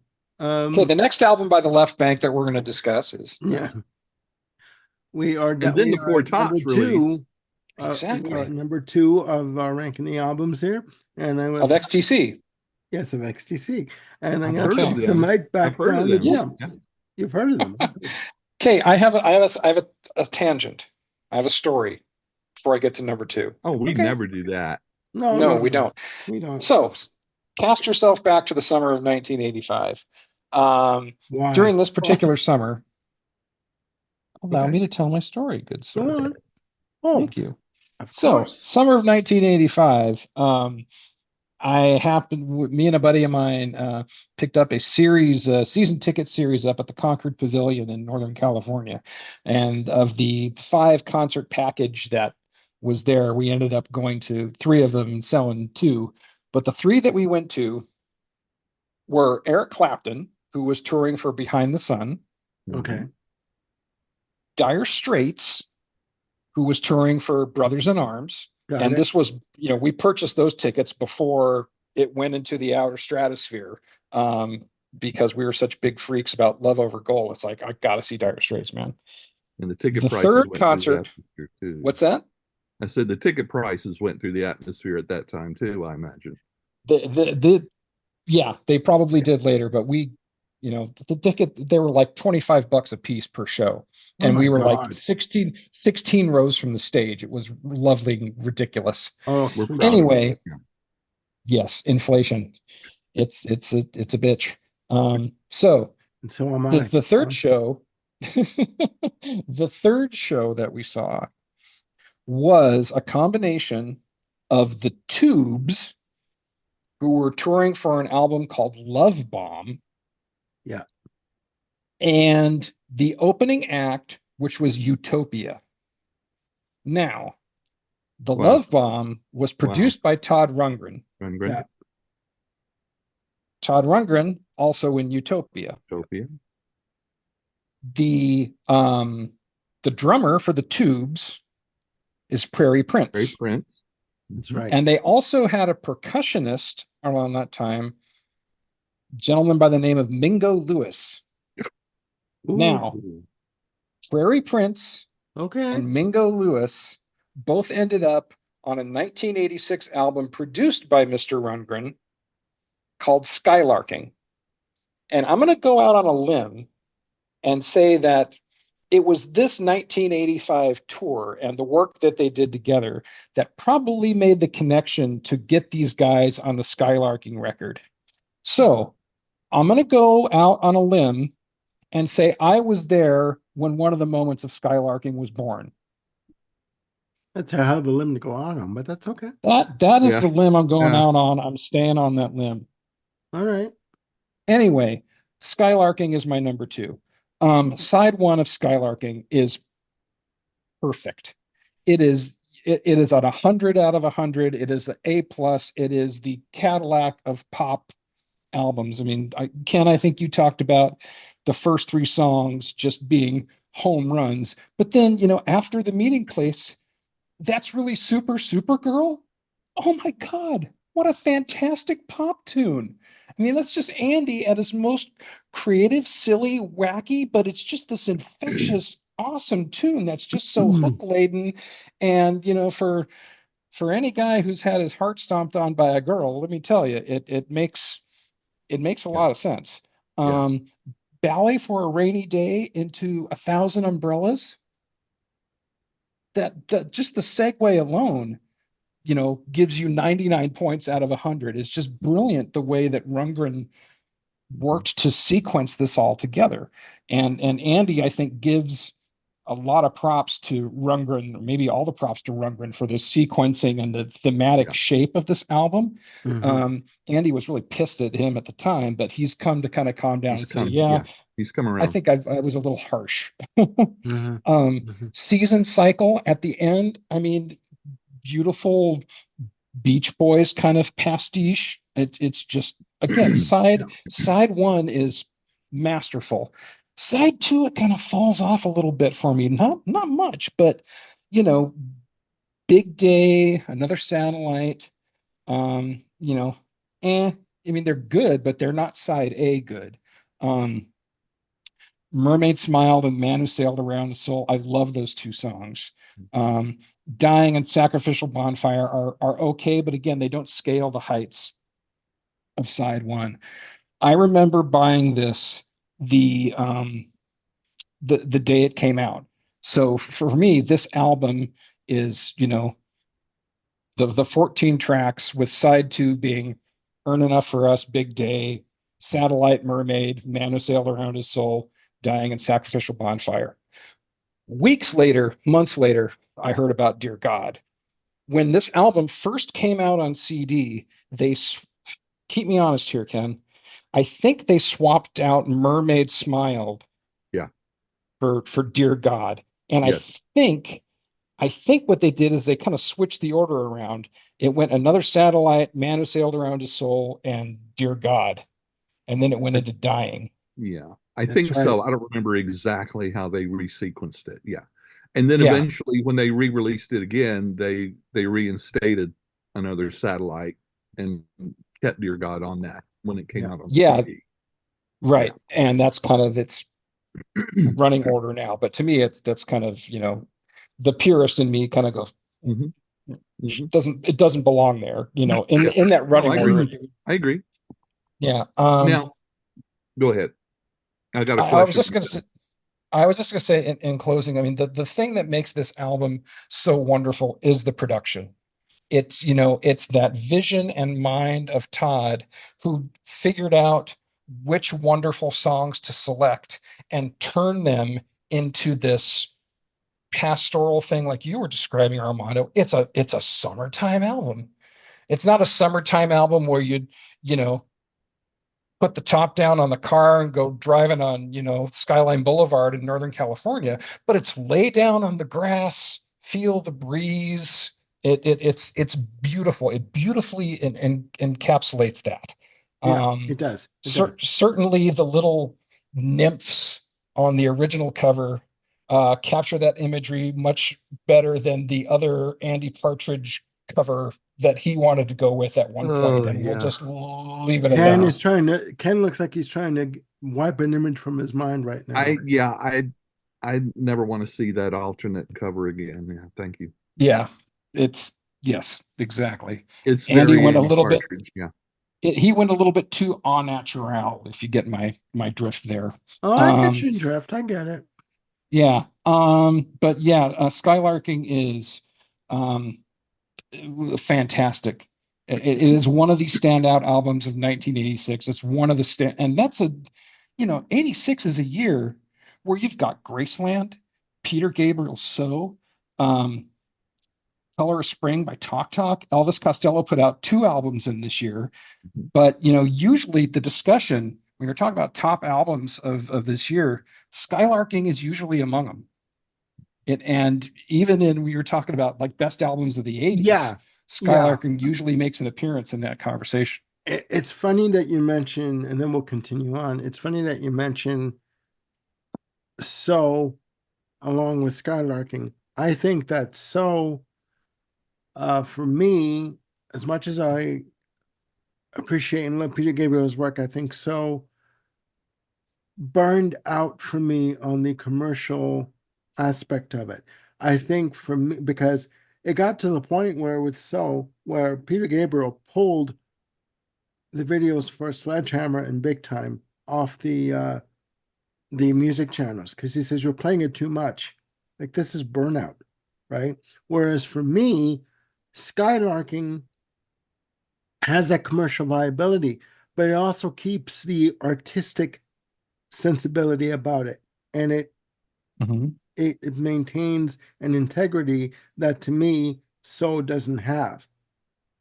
If that makes any Well, sense. I hear what you're saying, I'm definitely one who is sensitive to So take a sip of coffee, thank you. yeah, just over. I'm also oversensitive to things that are overplayed, Hmm. and it becomes annoying to Yeah. me. However, I listened to So for like all the way through for like the in a couple 3 years ago, maybe 4 years ago, for the first time in a Mhm. long time, and oh my God, it's such a good record. I mean, just objectively, if you take all the oversaturation and the commerciality out of it, it just it's one of Peter Gabriel's best records Okay. to me. And that's, I love Security, I love Peter Gabriel 3, but there's something about So with it's a whole nother episode. But I would We'll encourage you, talk my about good that off friend, camera. to give it some time and space and try to listen to it without the weight of the oversaturation. Think about it from the standpoint of like someone who's 20 years old and didn't live through the oversaturation of MTV in Okay. 1986. Okay. Fair enough. Fair enough. But yes, I would have loved it if Skylarking would have achieved so levels of success. That would have been amazing, but they just didn't have, the snappy videos to kind of do that. Nor did they have sponsors by Miller Lite or. Well, let's be fair. At this point, I mean, and then we'll move on. But at this point, I think Virgin, like we said, I mean, years ago when we started the show, that they were warning basically the band saying, "This is your last shot.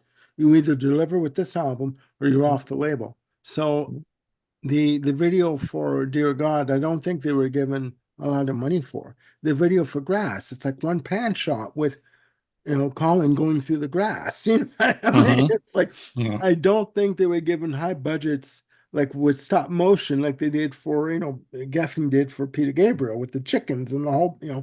Um, but I digress. So, but I, here I think Ken had a question go that he ahead. wanted to Sorry, ask Ken. of me. How do you were speaking earlier about orchestrations and the heavy orchestra on the other album. Um, what do you feel about the strings on 1000 Umbrellas? Beautiful. Okay. Like, the arrangements are creative. They mirror what's going on with the music. They evoke that sense of just rain. And the music just feels like, chalk on a sidewalk, which is, what Just Ballet of a Rainy Day comes from. yeah, just curious. Yeah, I mean, I don't I don't think that Skylarking should have been entirely arranged for chamber, Yeah. but I think for this song it worked perfectly. Hmm.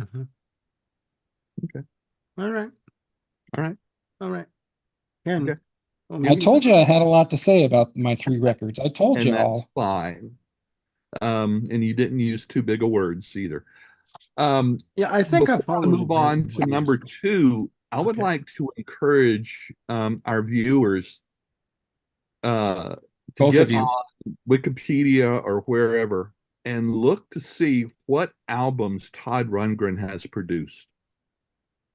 I think you'd be surprised. Yes. Yes. Um, Very and much so. especially not just how many and popular artists he produced, but that they were some of those artists' best albums too. Todd Rundgren as a Yes. Yes. producer is uh, no, just phenomenal. Okay, Okay. number two, Yes. 1980, Black Sea. Really? Okay. Yes, because this was the a huge stepping stone in the progression from drums and wires into English settlement.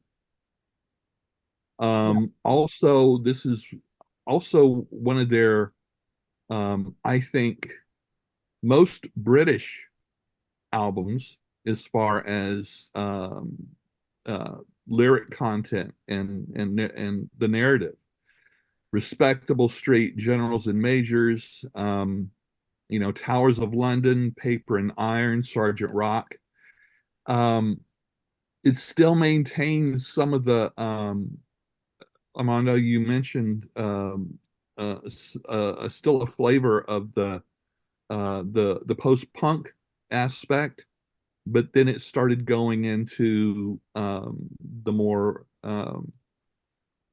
to me they're more progressive sound, not as in progressive rock, but Okay, yeah. different instruments, more commercially acceptable songs. Yeah, I get, yeah. I You get know, what you're like I saying. say, Sergeant Rock, Towers of London. I mean, these um, for me easily fall into just good old rock pop.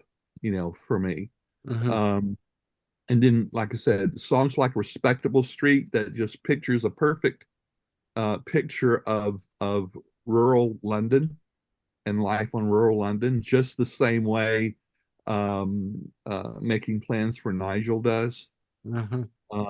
And because early on in uh, late teens and early adulthood, I became very enraptured with all things British.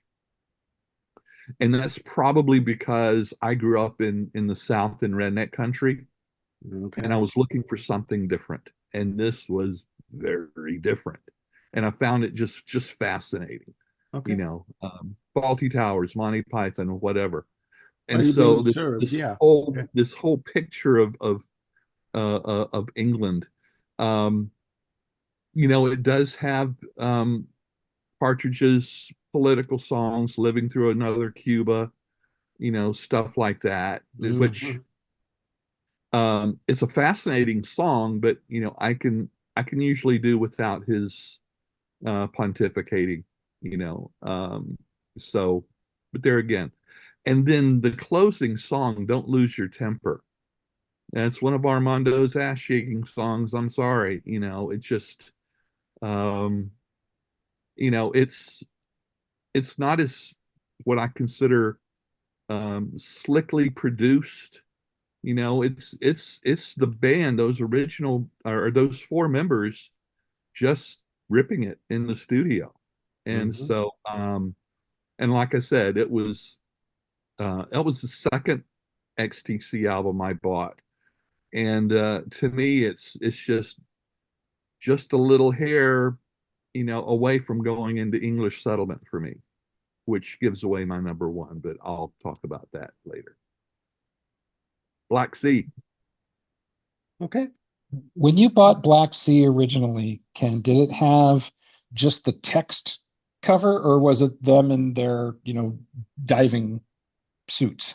It had their diving suits. Okay. I didn't have the other cover. Oh, okay. Okay. Good choice. Good choice. Okay. All right, ladies and gentlemen, my number two, as we're getting to the end, Skylarking. Um, Released October 27th, 1986. Again, as much touted, produced by Todd Rundgren. I've read reports that the band gave a lot of shit to Todd Rundgren in terms of the recording, in terms of the sequencing of the album. In the beginning, there were reports that he was asked by Virgin, Tom Rundgren was asked by Virgin, not Geffen, because they were signed to Geffen in the US at the time, but Virgin in Canada and in the UK, to turn in 3 different mixes of the album. One to the band, and one to the management, and one to the record company. Oh dear. And Okay. he was lambasted by the band at the time and by the record company. They were saying that the one mix had a lot of digital dropouts in terms of the music, that it was very flat. There were no peaks and valleys, no dynamics on the mixes, to which Wow. Rundgren responded with, "That is total bullshit." Okay. He said, I don't know what was up their ass, but I delivered what they wanted. They don't like it. That's their problem, not mine. Okay. He goes, once he delivered the album to the record company and the band and the management, he was done. It was like a migraine that wouldn't go away until you knocked him out with a hammer. That's how bad it was for him. And I would agree when I listen to the album, this album brings you into another world. You put Yeah. this album on with the sounds of the crickets and like at the beginning of Summer's Cauldron, it does take you into another world. You're put into a situation where you're there, and like you said, Jim, you're lying on the grass, you're like looking up at the sky, or mid-afternoon or late evening or early evening when the sun's going down, and you're just sort of taken away on a journey through the music on Yeah. this album. It's And immersive. it's very immersive. And the fact that Ton Rundgren listened to all these tracks and said, you know what, guys, we have a loose concept album here. We can do this. If you'll give me permission That's right. to take the tracks and put them in a way that it makes sense as a loose concept, please let me do this. They let him do it. And this is what they comes up with. And then they have the nerve to give him shit about it. I don't think so. I don't get the comment about the dynamics. I mean, even in Summer's Cauldron alone, it's full of dynamics. Yeah. The first 2 minutes are just all over the place. I mean, give me a break. And when you hear it, and a little side note, September 27th, 2024, there is a re-release of Skylarking, the Steven Wilson remix on CD and Blu-ray audio. My copy is pre-ordered. Dolby Atmos. Dolby Atmos. That's the difference of the mix this time. That's right. Yeah. It's a Dolby Atmos mix on the Blu-ray audio. Get your copy. Mine has been pre-ordered. It's on its way. So, you know what? I just think that's your immersive right there, ladies and germs, is your Atmos mix of Skylarking. I think that this album overall, I'm one of these people, I'm old-fashioned, I think that albums should be listened to as a whole piece of music, as a collective. This is one of those albums. Yeah. As much as, let's go for another Rundgren production, as much as Bad Out of Hell is rock theater on vinyl, this, for me, is another slab of theater, just on a different scale. This is theater. Yeah. This is musical theater to me. Okay? This is adolescence. This is you losing yourself to your, teenage whims and woes and fantasies and all this and that, trying to get the girl next door to pay attention to you, begging her to tell you that she loves you when she really doesn't, even if it is for like a weekend or a summer. You know what I mean? Mm-hmm. This is that album. It's teenage angst. It's anything that you want. It's on this album. You just have to be patient and listen for it and enjoy it. Honestly. And there were rumors that, Dear God being the B-side, that Andy Partridge was scared of releasing, the record company wanted to release Dear God. They wanted to reinstate it in the track listing on the album. Andy Partridge was worried that, people, certain territories would be upset with the track. You know what? It is music. You don't like the song, don't listen to the song, but don't discount the entire album as a cohesive piece of work just because one song may not be to your liking. Do you know what I mean? It's like, you just have to give it a chance. And to me, they hit the nail on the head with this album in terms of pop sensibility and just art pop. You know what I mean? There's that fine line that you're walking between, and they straddled that line perfectly with this album. Give it a shot, listen to it, and in the comments below, as a sidebar, let us know what you think of this album in particular. And if I may, good sir, not only does it kind of talk about the adolescence part of thing, like you were bringing Yes. up, and the unrequited love and all that stuff, but it doesn't s- skate away from I'll say, the more mature themes as well. Mhm.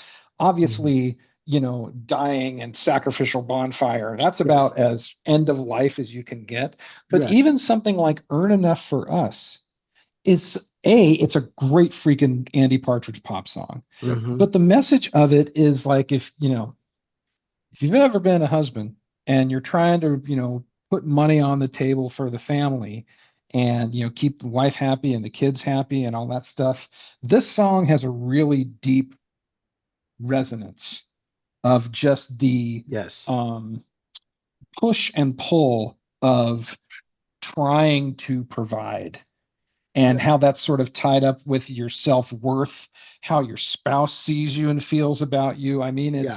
it's you that's some pretty great stuff if you can put that into a catchy 3.5 minute pop song. Yeah. I mean, It's the happy balance that you're trying to strive for, that you're trying to achieve in life. You know what I mhm. mean? When you're married and you have responsibilities, you have children. Yeah, that I get that completely. I get that completely. Yeah, Yeah. I think the album does a fantastic job of talking about the whole cycle of life, and mirroring it to the cycles of spring, summer, winter, fall. I mean, Rundgren's epiphany to kind of go down that road is just fantastic. Yeah, and I think it's quite crappy that if the reports are true, I think it is quite crappy that he delivered what he was supposed to deliver, what he promised to deliver, and they came down on him for it. If that is true, I'm not saying it is, but if it is true, I think it is quite crappy that they did that to him. Yeah. Because I think he delivered a fantastic album with a lot of Yeah. dynamics, and and especially also, since sorry, especially since they recommended him. Yeah. yes, yes, Yeah. and Be careful also, what you ask for, you know? exactly. And also on the Stephen Wilson remix of Skylarking in September that's coming out, there are 4 additional tracks on the album. So you got 19 tracks in total. Enjoy. That's all I can say. So Yes. Before one we more. leave that topic, Go ahead. just to say that there was a Steven Wilson mixed version of Skylarking that came out, I think, in like 2016, maybe Yes. 2014, Yes. which is one CD, and it's one Blu-ray or one DVD. I forget what it is. Yes. Basically, this version that's coming out is all of that plus the Atmos mix. Let's see. So that's the so if you're not wanting to double dip, or if you're always inclined to double dip, here's your warning that the only thing that's new on this is the Atmos mix. So if you don't have an Atmos ready sound system, this may not be a release for you. That's right. I mean, and to be fair, there have been so many re-releases and reissues of this album, like Jesus Murphy. Yeah. And I mean, like there's like a triple disc or 4 disc version of this that came out, I believe around 2016, on the Blu-ray audio, where you get Colin's homemade demos, you get Andy's homemade demos. All due respect, if I want to hear that, put it on a disc, on a CD, where I can actually listen to it properly on a Yeah. stereo. Don't make me have to like, oh, okay, well, I can get it, but I can only listen to half of it properly because I don't have the proper equipment for Yeah. Blu-ray audio to enjoy it. Yeah. Right. Let's not do all these hoops and jumping through all these hoops and release the bloody music. Come on, like Well, now having said that, yes, from a pure value standpoint, those Panegyric, I think, was the label that arranged all this. So the Panegyric yes, Steven Wilson XTC releases and the Panegyric Steven Wilson Yes releases are very much the same in terms of you get a CD and you get a Blu-ray or a DVD. And the value is what they pack in those DVDs and the Blu-ray. So not only are you getting the stereo mix, you're getting the 5.1 mix. You're getting some other kind of like high def mix. You're getting all of the demos. I mean, it's a treasure trove if you have the setup to listen to all that stuff. Yes, and my point is, not to belabor, but my point is there are people out there that don't have that setup. Right. Right. Well, it's becoming more common because if you have with your television, if you have a regular surround setup, audio setup, which is much more common. Yeah, that'll play on that. That's what I use mine on, on my home entertainment television, thing. Okay, fair enough. One thing I like about both the Yes and the XTC Blu-rays is they have the entire album without vocals. Yes. The So instrumental versions. Okay. they're great for parties, if you want to try to do weird karaoke. sound like John Anderson, which no one else can do. But yeah, and because you hear things that you wouldn't even hear on the surround or the Atmos, when the lyrics are taken out of it. And it's just it's mind opening. Yeah. True enough. And I think for all those other previous releases of Skylarking, I believe Burning Shed tries to keep those in stock as well. Yeah. BurningShed.com. Yeah, it's true. But All anyway. right, ladies and gentlemen, we've reached number 1 of our ranking Drum roll. of XTC. So, without further ado, I will pass the virtual mic as he puts his sunglasses on down to Mr. Jim Bricker for his number 1. My number 1 is English Settlement, and it was never in doubt. For me, English Settlement, it's in the double album version, is flawless, absolutely flawless. The quality of the songwriting, the performances, the production, the sequencing. I mean, this album nails it on every level. I first heard this album. I can do without this now. I first heard this album on its original CD release in the US, which we talked about it before, where the original LP got rid of 5 songs. In the original CD, they got rid of 2 songs. If I recall, they got rid of Down in the Cockpit and Knuckle Down, I think. I think so. It's been a while. But once I was able to, when they finally said, "Oh, you can put 73 minutes of music on a CD, how convenient. We'll re-release it and sell everything. Sell it all over again." Again, just opened my ears even more to what a incredibly rich album this is in terms of variety. Let's just take side 2 as an example. No Thugs in Our House is, again, a very British song lyrically, and it's probably the closest that this song has to kind of a callback to XTC's punk ethos, mostly because of the content, but also just because of the charging guitars that are on this, and Andy's literally growling vocals, and the charging guitars are not all like heavy over amplified electric guitars. It's just 12-string strumming action that's just really effective and powerful. To go from that into the very lovely Yacht Dance, it's delightful, it's light, it bubbles. I mean, it's just a fantastic turn from one style to another, from one song to another. And then to get to the final song on side 2, All of a Sudden It's Too Late, which has some of one of my all-time favorite Andy Partridge lines, which is, "Love's not a product you can hoard or pack a suitcase with. It's more a way you have to give.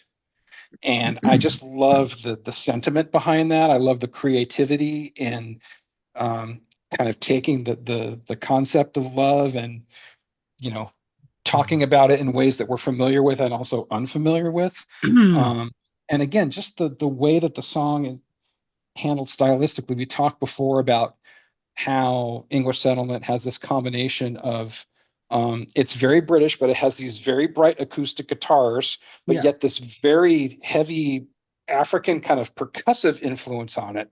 And this, you know, the drums on this is bum, bum, bum, bum, bum, bum, bum, bum, bum, bum, bum. I mean, and just this great bass and guitars underneath it. It's just fantastic. So to me, side 2 kind of encapsulates just some of the variety and perfection and creativity and brilliance of this record.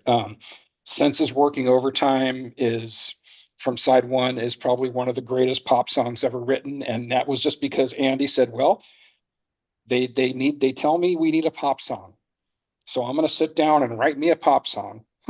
Things with numbers seem to be popular, and that's how we got there. I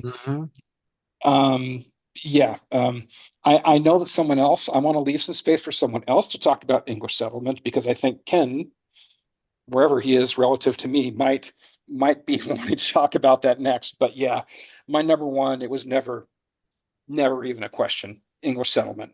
Boom. Good choice. All right. Ken, what are your views on English Okay, Settlement? number 1, English Settlement. What he said. There we go. Thank you. Good night. Thank you. Good night, folks. Thank you. Sorry, Ken. That's all right. I've been thinking about this album a lot. I've talked about this album on one of our other videos. I think it's again what Jim says. I was wondering maybe if my favoritism towards it is because it was my first XTC experience. That's something that's very common to me when I discover a band. More often than not, their first album will remain my favorite because that's when it was absolutely fresh and new with no preconceived notions or whatever. Yeah. But looking looking through the track listing, no, it's regardless of whether it was my first or 12th purchase of XTC, it is my favorite. I mean, on the other video, I told the background story, but you mentioned No Thugs in Our House.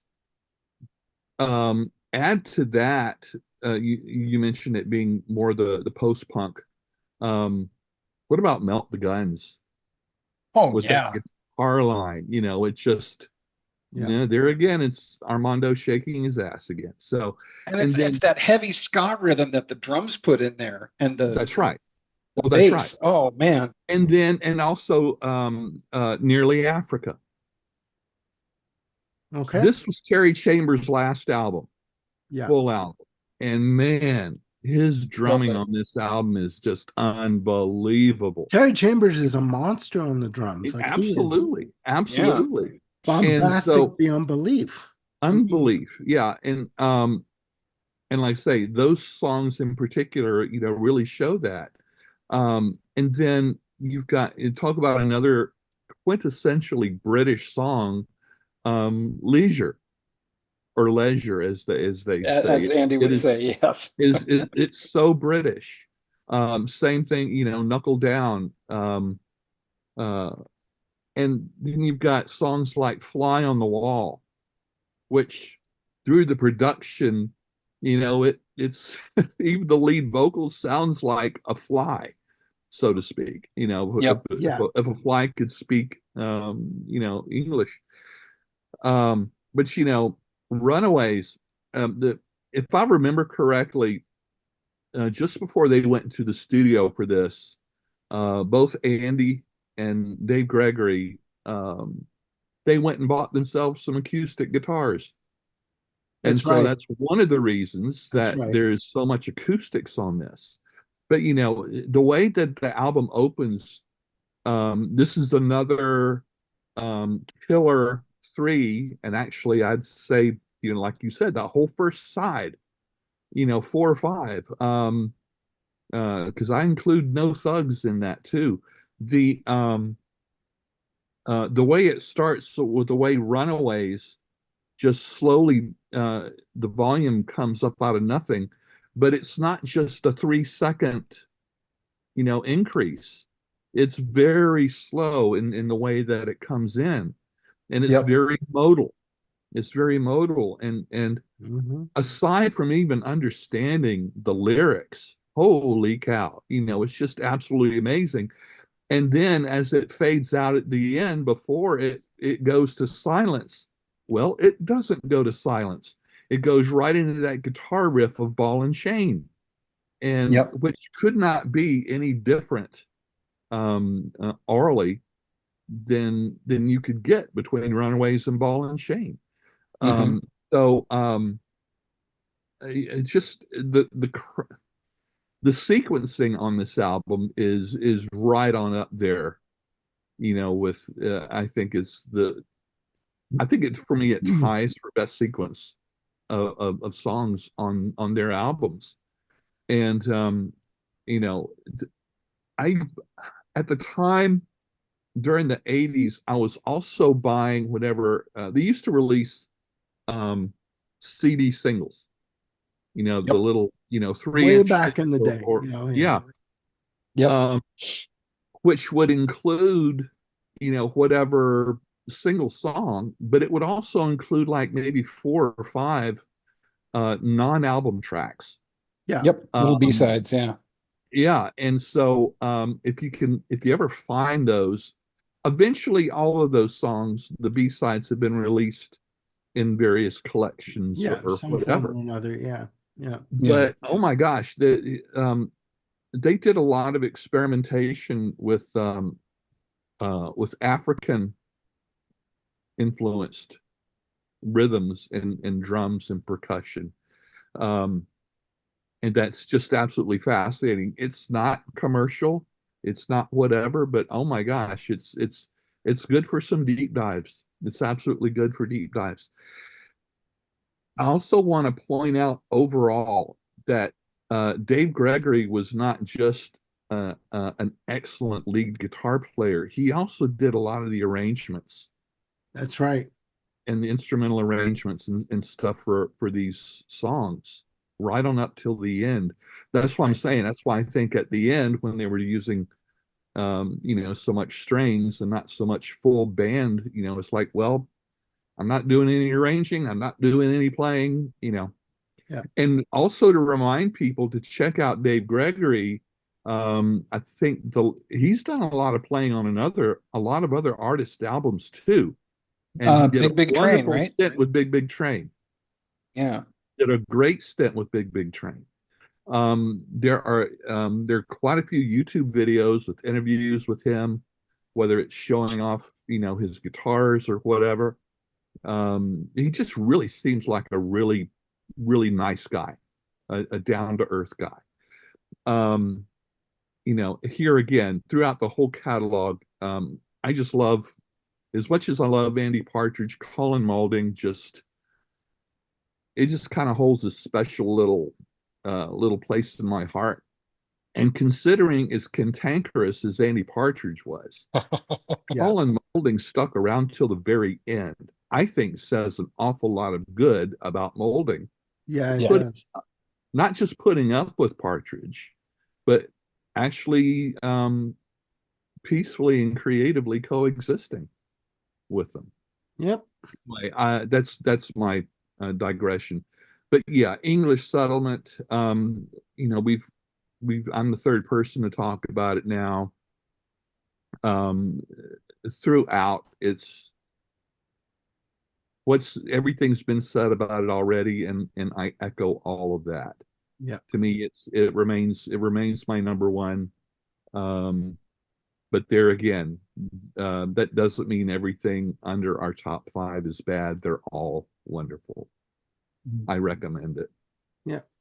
All. I want to throw one more comment in about English Settlement, just in terms of the packaging. Now, when this album first came out, it was like in its double LP form.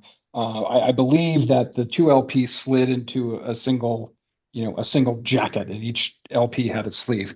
The lettering and the white horse were embossed on Right. the original LP Yeah. cover, and the LP sleeves were intricately adorned with the lyrics and the credits and other kind of graphics, like very much running up the edges. Like the first thing that comes to mind is Monty Python and the Holy Grail, and some of the interstitial scenes, how Terry Gilliam's design animations kind of flourish along the edges.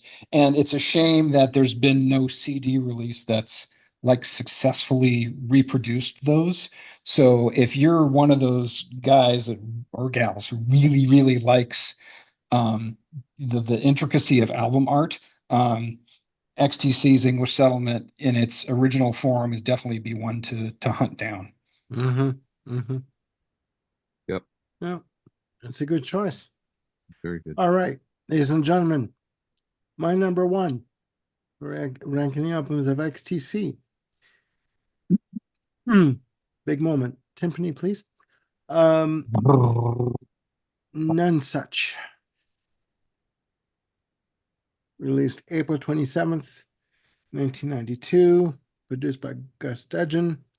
With a playing time of 63 minutes and 25 seconds. The two main singles from the album, The Ballad of Peter Pumpkinhead, which to me is a modern retelling of the story of Jesus Christ, and The Disappointed. My God, this album to me is perfection. And in this case, I do not use that term lightly. At the beginning of the show, about 10 million years ago, when we started, I said that the original title for this show was 3 Points of XTC, where we were going to take 3 different eras of their development in terms of their albums and talk about the progression. For me, I've discovered my 3 points. You have excuse me, English Settlement, where they're moving into more of a pop sensibility into their songwriting in 82. Then in 87, you have Skylarking, where it just goes off into a whole new atmosphere, stratosphere, okay? With regards to the lyrical content of Dear God and Summer's Cauldron and Grass, and crafts it and blends it so beautifully together. And then you have None Such, where in my mind, you have the fantastic pop sensibility, but you also have the lyrical content of Andy Partridge and Colin Moulding. Beautiful, beautiful. 17 tracks in total. Starts off with the Ballad of Peter Pumpkinhead, which would later go on to be a hit for the Crash Test Dummies here in Canada through Arista Records. For me, ladies and gentlemen, every bloody song in this album works. You have, again, the Ballad of Peter Pumpkinhead. You have My Bird Performs, which to me, I'm all about mood and feeling. And to me, when I hear My Bird Performs, with the use of trumpet, very laid back track. To me, it almost reminds me of late summer, early fall kind of a feeling to me when I hear it, right? The leaves are starting to turn. It's getting darker earlier in the day, but you sit back at the end of the day, you put this track on. You don't even need the whole album. Well, you do need the whole album, but just this one track. You sit back and you just sort of close your eyes and just hearing the trumpet, but you're off and running. You're off on another plane. Just amazing, well-crafted pop song. The majesty and majestic, I guess, brilliance of Dear Madam Barnum. Okay, 2 minutes and 49 seconds of a brilliantly crafted pop song. And to me, what he's basically saying to this individual is, you're not going to have me to kick around anymore. I'm done. I'm out. See ya. I'm done. I'm gone. You know what I mean? Mhm. Other songs of note on the album, again, 17 in total. Humble Daisy, beautiful, well-crafted, again, pop track. The Smartest Monkeys. What I also love about this album is the drum sound. Has a very live drum feel on this album. Very, you can just imagine the musicians in the studio together, running through the songs, maybe recording the drum tracks for like one of the, a take or whatever. And okay, we're going to keep that. It sounds fresh. It sounds alive, vibrant. We're going to keep that track. To me, it just sounds like that's how they recorded this album. Very much watching each other, engaging in the studio, enjoying what they're doing. And I mean, bear in mind it was 3 years between Oranges and Lemons and None Such. So they had that time to take what they've learned from Oranges and Lemons, and maybe either they were gonna, maybe they could have either have continued with it or gone the other way. They went the other way. And you know what? They Mhm. went the right way, because this is a fantastic album. The second single from the album, They're Disappointed, which to me, fantastic, heavy, beefy drum sound, just beautiful. And the vocals, sublime, sublime. And the subject matter, talking about the disenfranchised, okay? And Andy Partridge casting himself in the role of being the disappointed, the disenfranchised, and saying, it doesn't matter if you're different. We're all different. Just love yourself. Okay. And that's what's going to count in the end.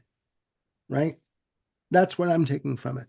The Mhm. entire album is fantastic. Crocodile, track 8, very percussive, very like in your face, like Yep. amazing, amazing. Another relationship oriented song. And the one other track for me that is brilliant is Wrapped in Gray, which was going to be the proposed third single, but Virgin, due to their ignorance and stupidity, blatant stupidity, canceled the release of this single at the very last minute, which prompted Hmm. Andy Partridge to walk away from the contract. He said to them, if you're not releasing this as a single, we're out of here. We're done. And you know what that song is basically saying? Let yourself go. If you're creative, be creative. Whatever you want to do, don't let anybody or anything hold you back. Just do what it is you want to do and live your life. That's all it is. And they wanted to they stifled that. That is disgusting. To me, this album overall is perfect from track 1 to track 17. Okay. And yes, it didn't sell as well as Skylarking. And I was talking to Faisal about it when I was at A&M Records. And I asked him, like, you guys had the hits with uh, Peter Pumpkinhead, and The Disappointed had just come out. I said, "Well, why is this album hitting?" He's like, it's not hitting as well as Skylarking or even Oranges and Lemons did. I said, well, why not? He said, because there's no Dear God on this album. There's nothing that for so, there's nothing that radio can grab onto. I disagree 100. I love you, Faisal. I do too. I disagree with you 1000%. This album had the means and the legs and the guts to be a fantastic and a high charting album and a major mover, but it wasn't. For some reason, they just did not get, Virgin and A&M at the time did not get behind this album. And it's Hmm. their mistake. Okay. Enough of my pontificating. For me, my number one is None Such. So there you go. Jim, I have a question. Sure. Armando brought up a wonderful mention when talking about My Bird Performs and the Hmm. trumpet part. Hmm. Did did you notice who the trumpet player is on that? I'm gonna guess it's the same trumpet player who was on Oranges and Lemons. Would that be Mark Isham? This is Guy Barker. Do you Oh, recognize that name? no, I don't. Um, he also played and toured with Gil Evans, Oh, Lena Horne. He played with Ornette Coleman, okay. Sinatra, A and a also lot of heavy contributed hitters. to Natalie Merchant, ABC, Haircut Wow. 100, Swing Out Sister. Mike Oldfield did work with Sting and the Moody Blues. Um, and to me, this is a perfect example of XTC, um, that they would reach out even for just a small part like that and would Hmm. get someone this good. Right.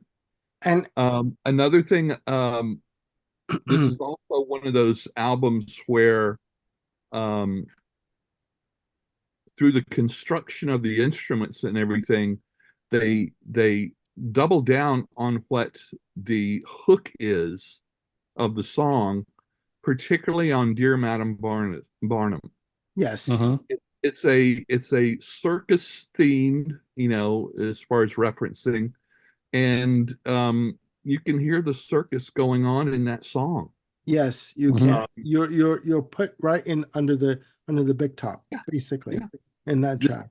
this is another one of those XTC albums with just an absolutely three killer song run at the opening of the album. Yep. And One, two, three Yeah. punch. Yeah.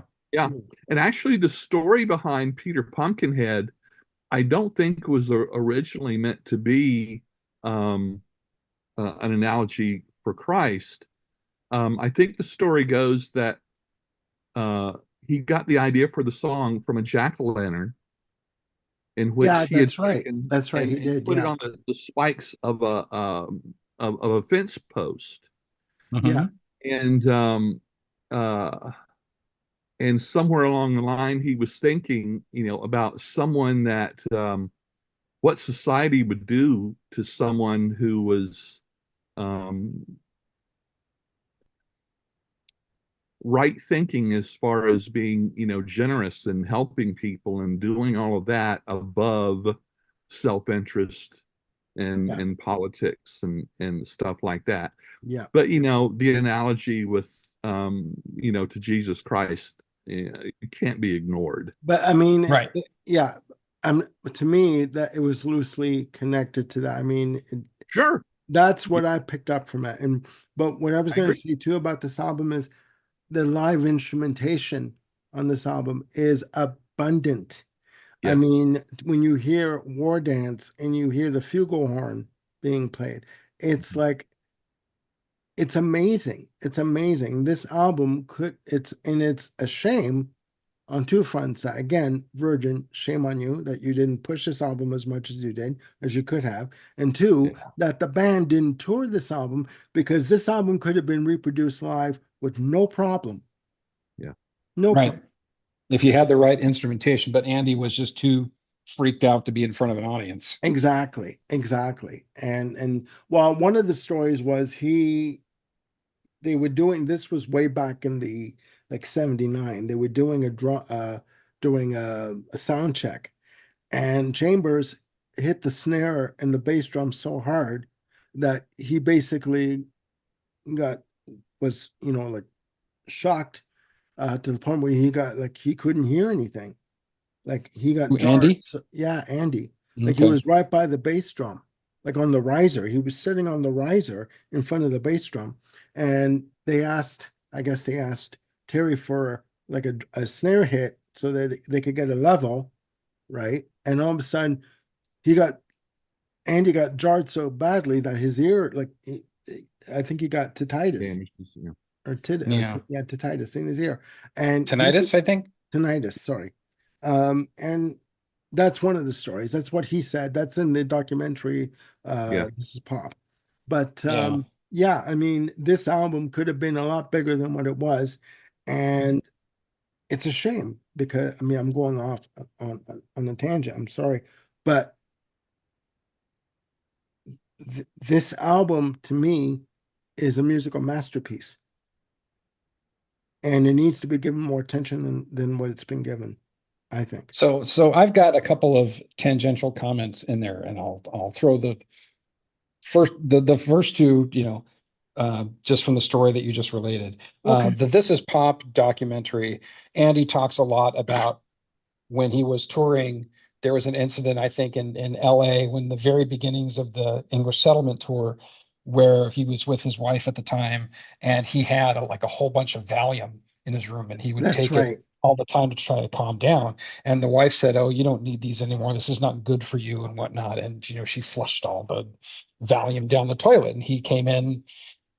I don't know if it was after a show or after It rehearsal, was and he's like, after a "Where are my show. Valium?" And it wasn't there, and he really needed that to hold on to. He had so much anxiety that he needed this kind of stuff to get through. So Yeah. his his anxiety and his trepidation about performing was real. That the even Yeah. the Valium didn't help all the way. It helped some, but didn't help it all the way. Yeah. My second point is about Terry Chambers. Do either of you good gentlemen know, is Terry Chambers related to Martin Chambers from Pretenders? I would have no idea I hadn't thought of Okay. that. about it. And it just kind of came to me. And the reason that it came to me is that the first time I saw the Pretenders, and this was the Learning to Crawl tour, Greek Theater, Berkeley, Martin Chambers broke two snare drums in the first song. They opened with Middle of the Road, and he was just killing it. And by the time that song was finished, the roadie had brought out the third snare drum, and that was like their last one.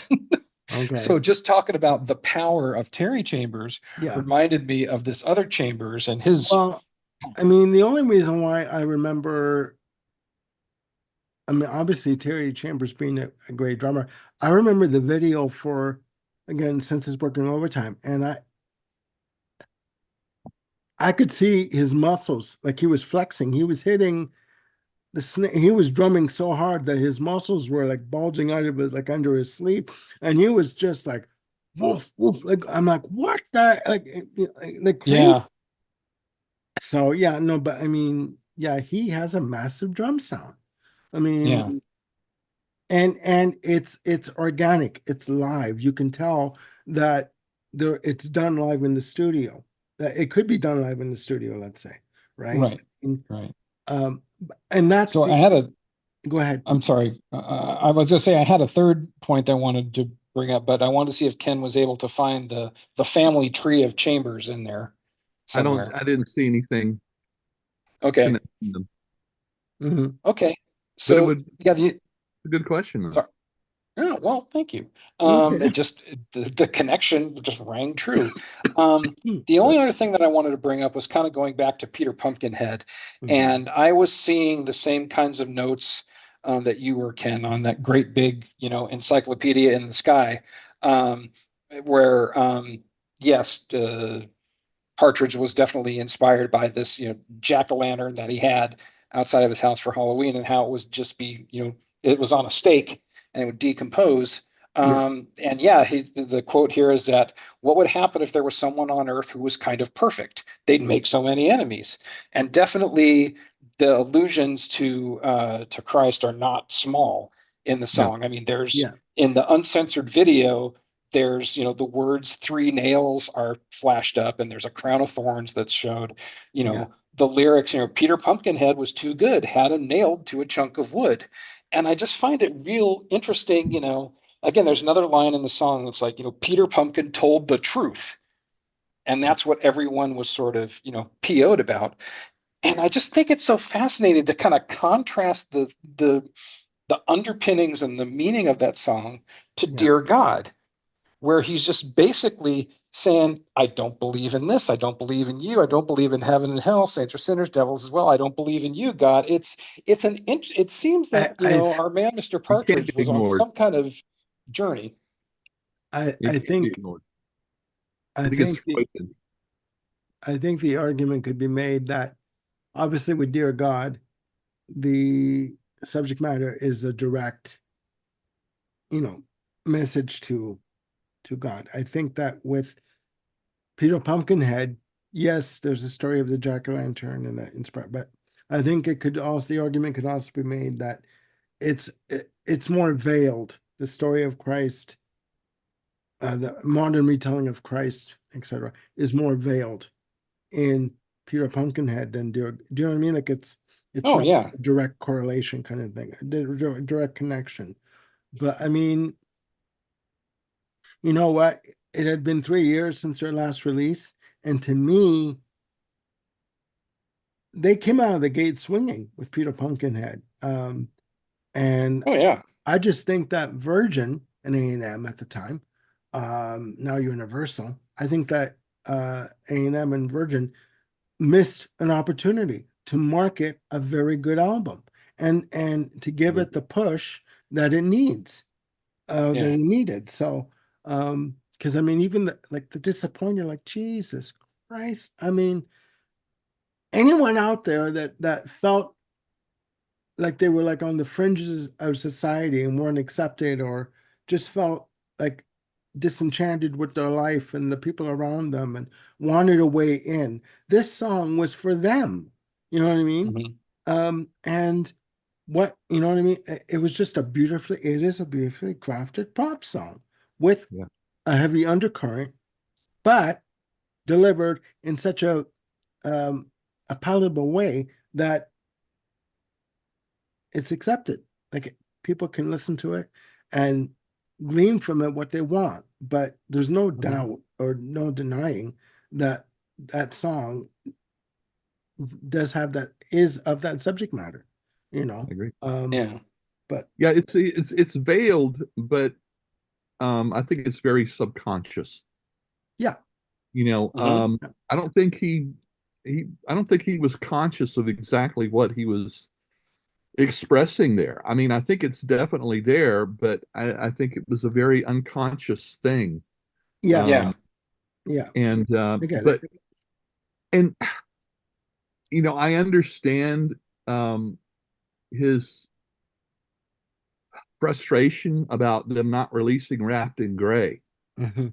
That is such Mhm. an incredible song Yeah, that I just don't think it would have I don't think it would have done anything on the charts. It's too good for a pop song.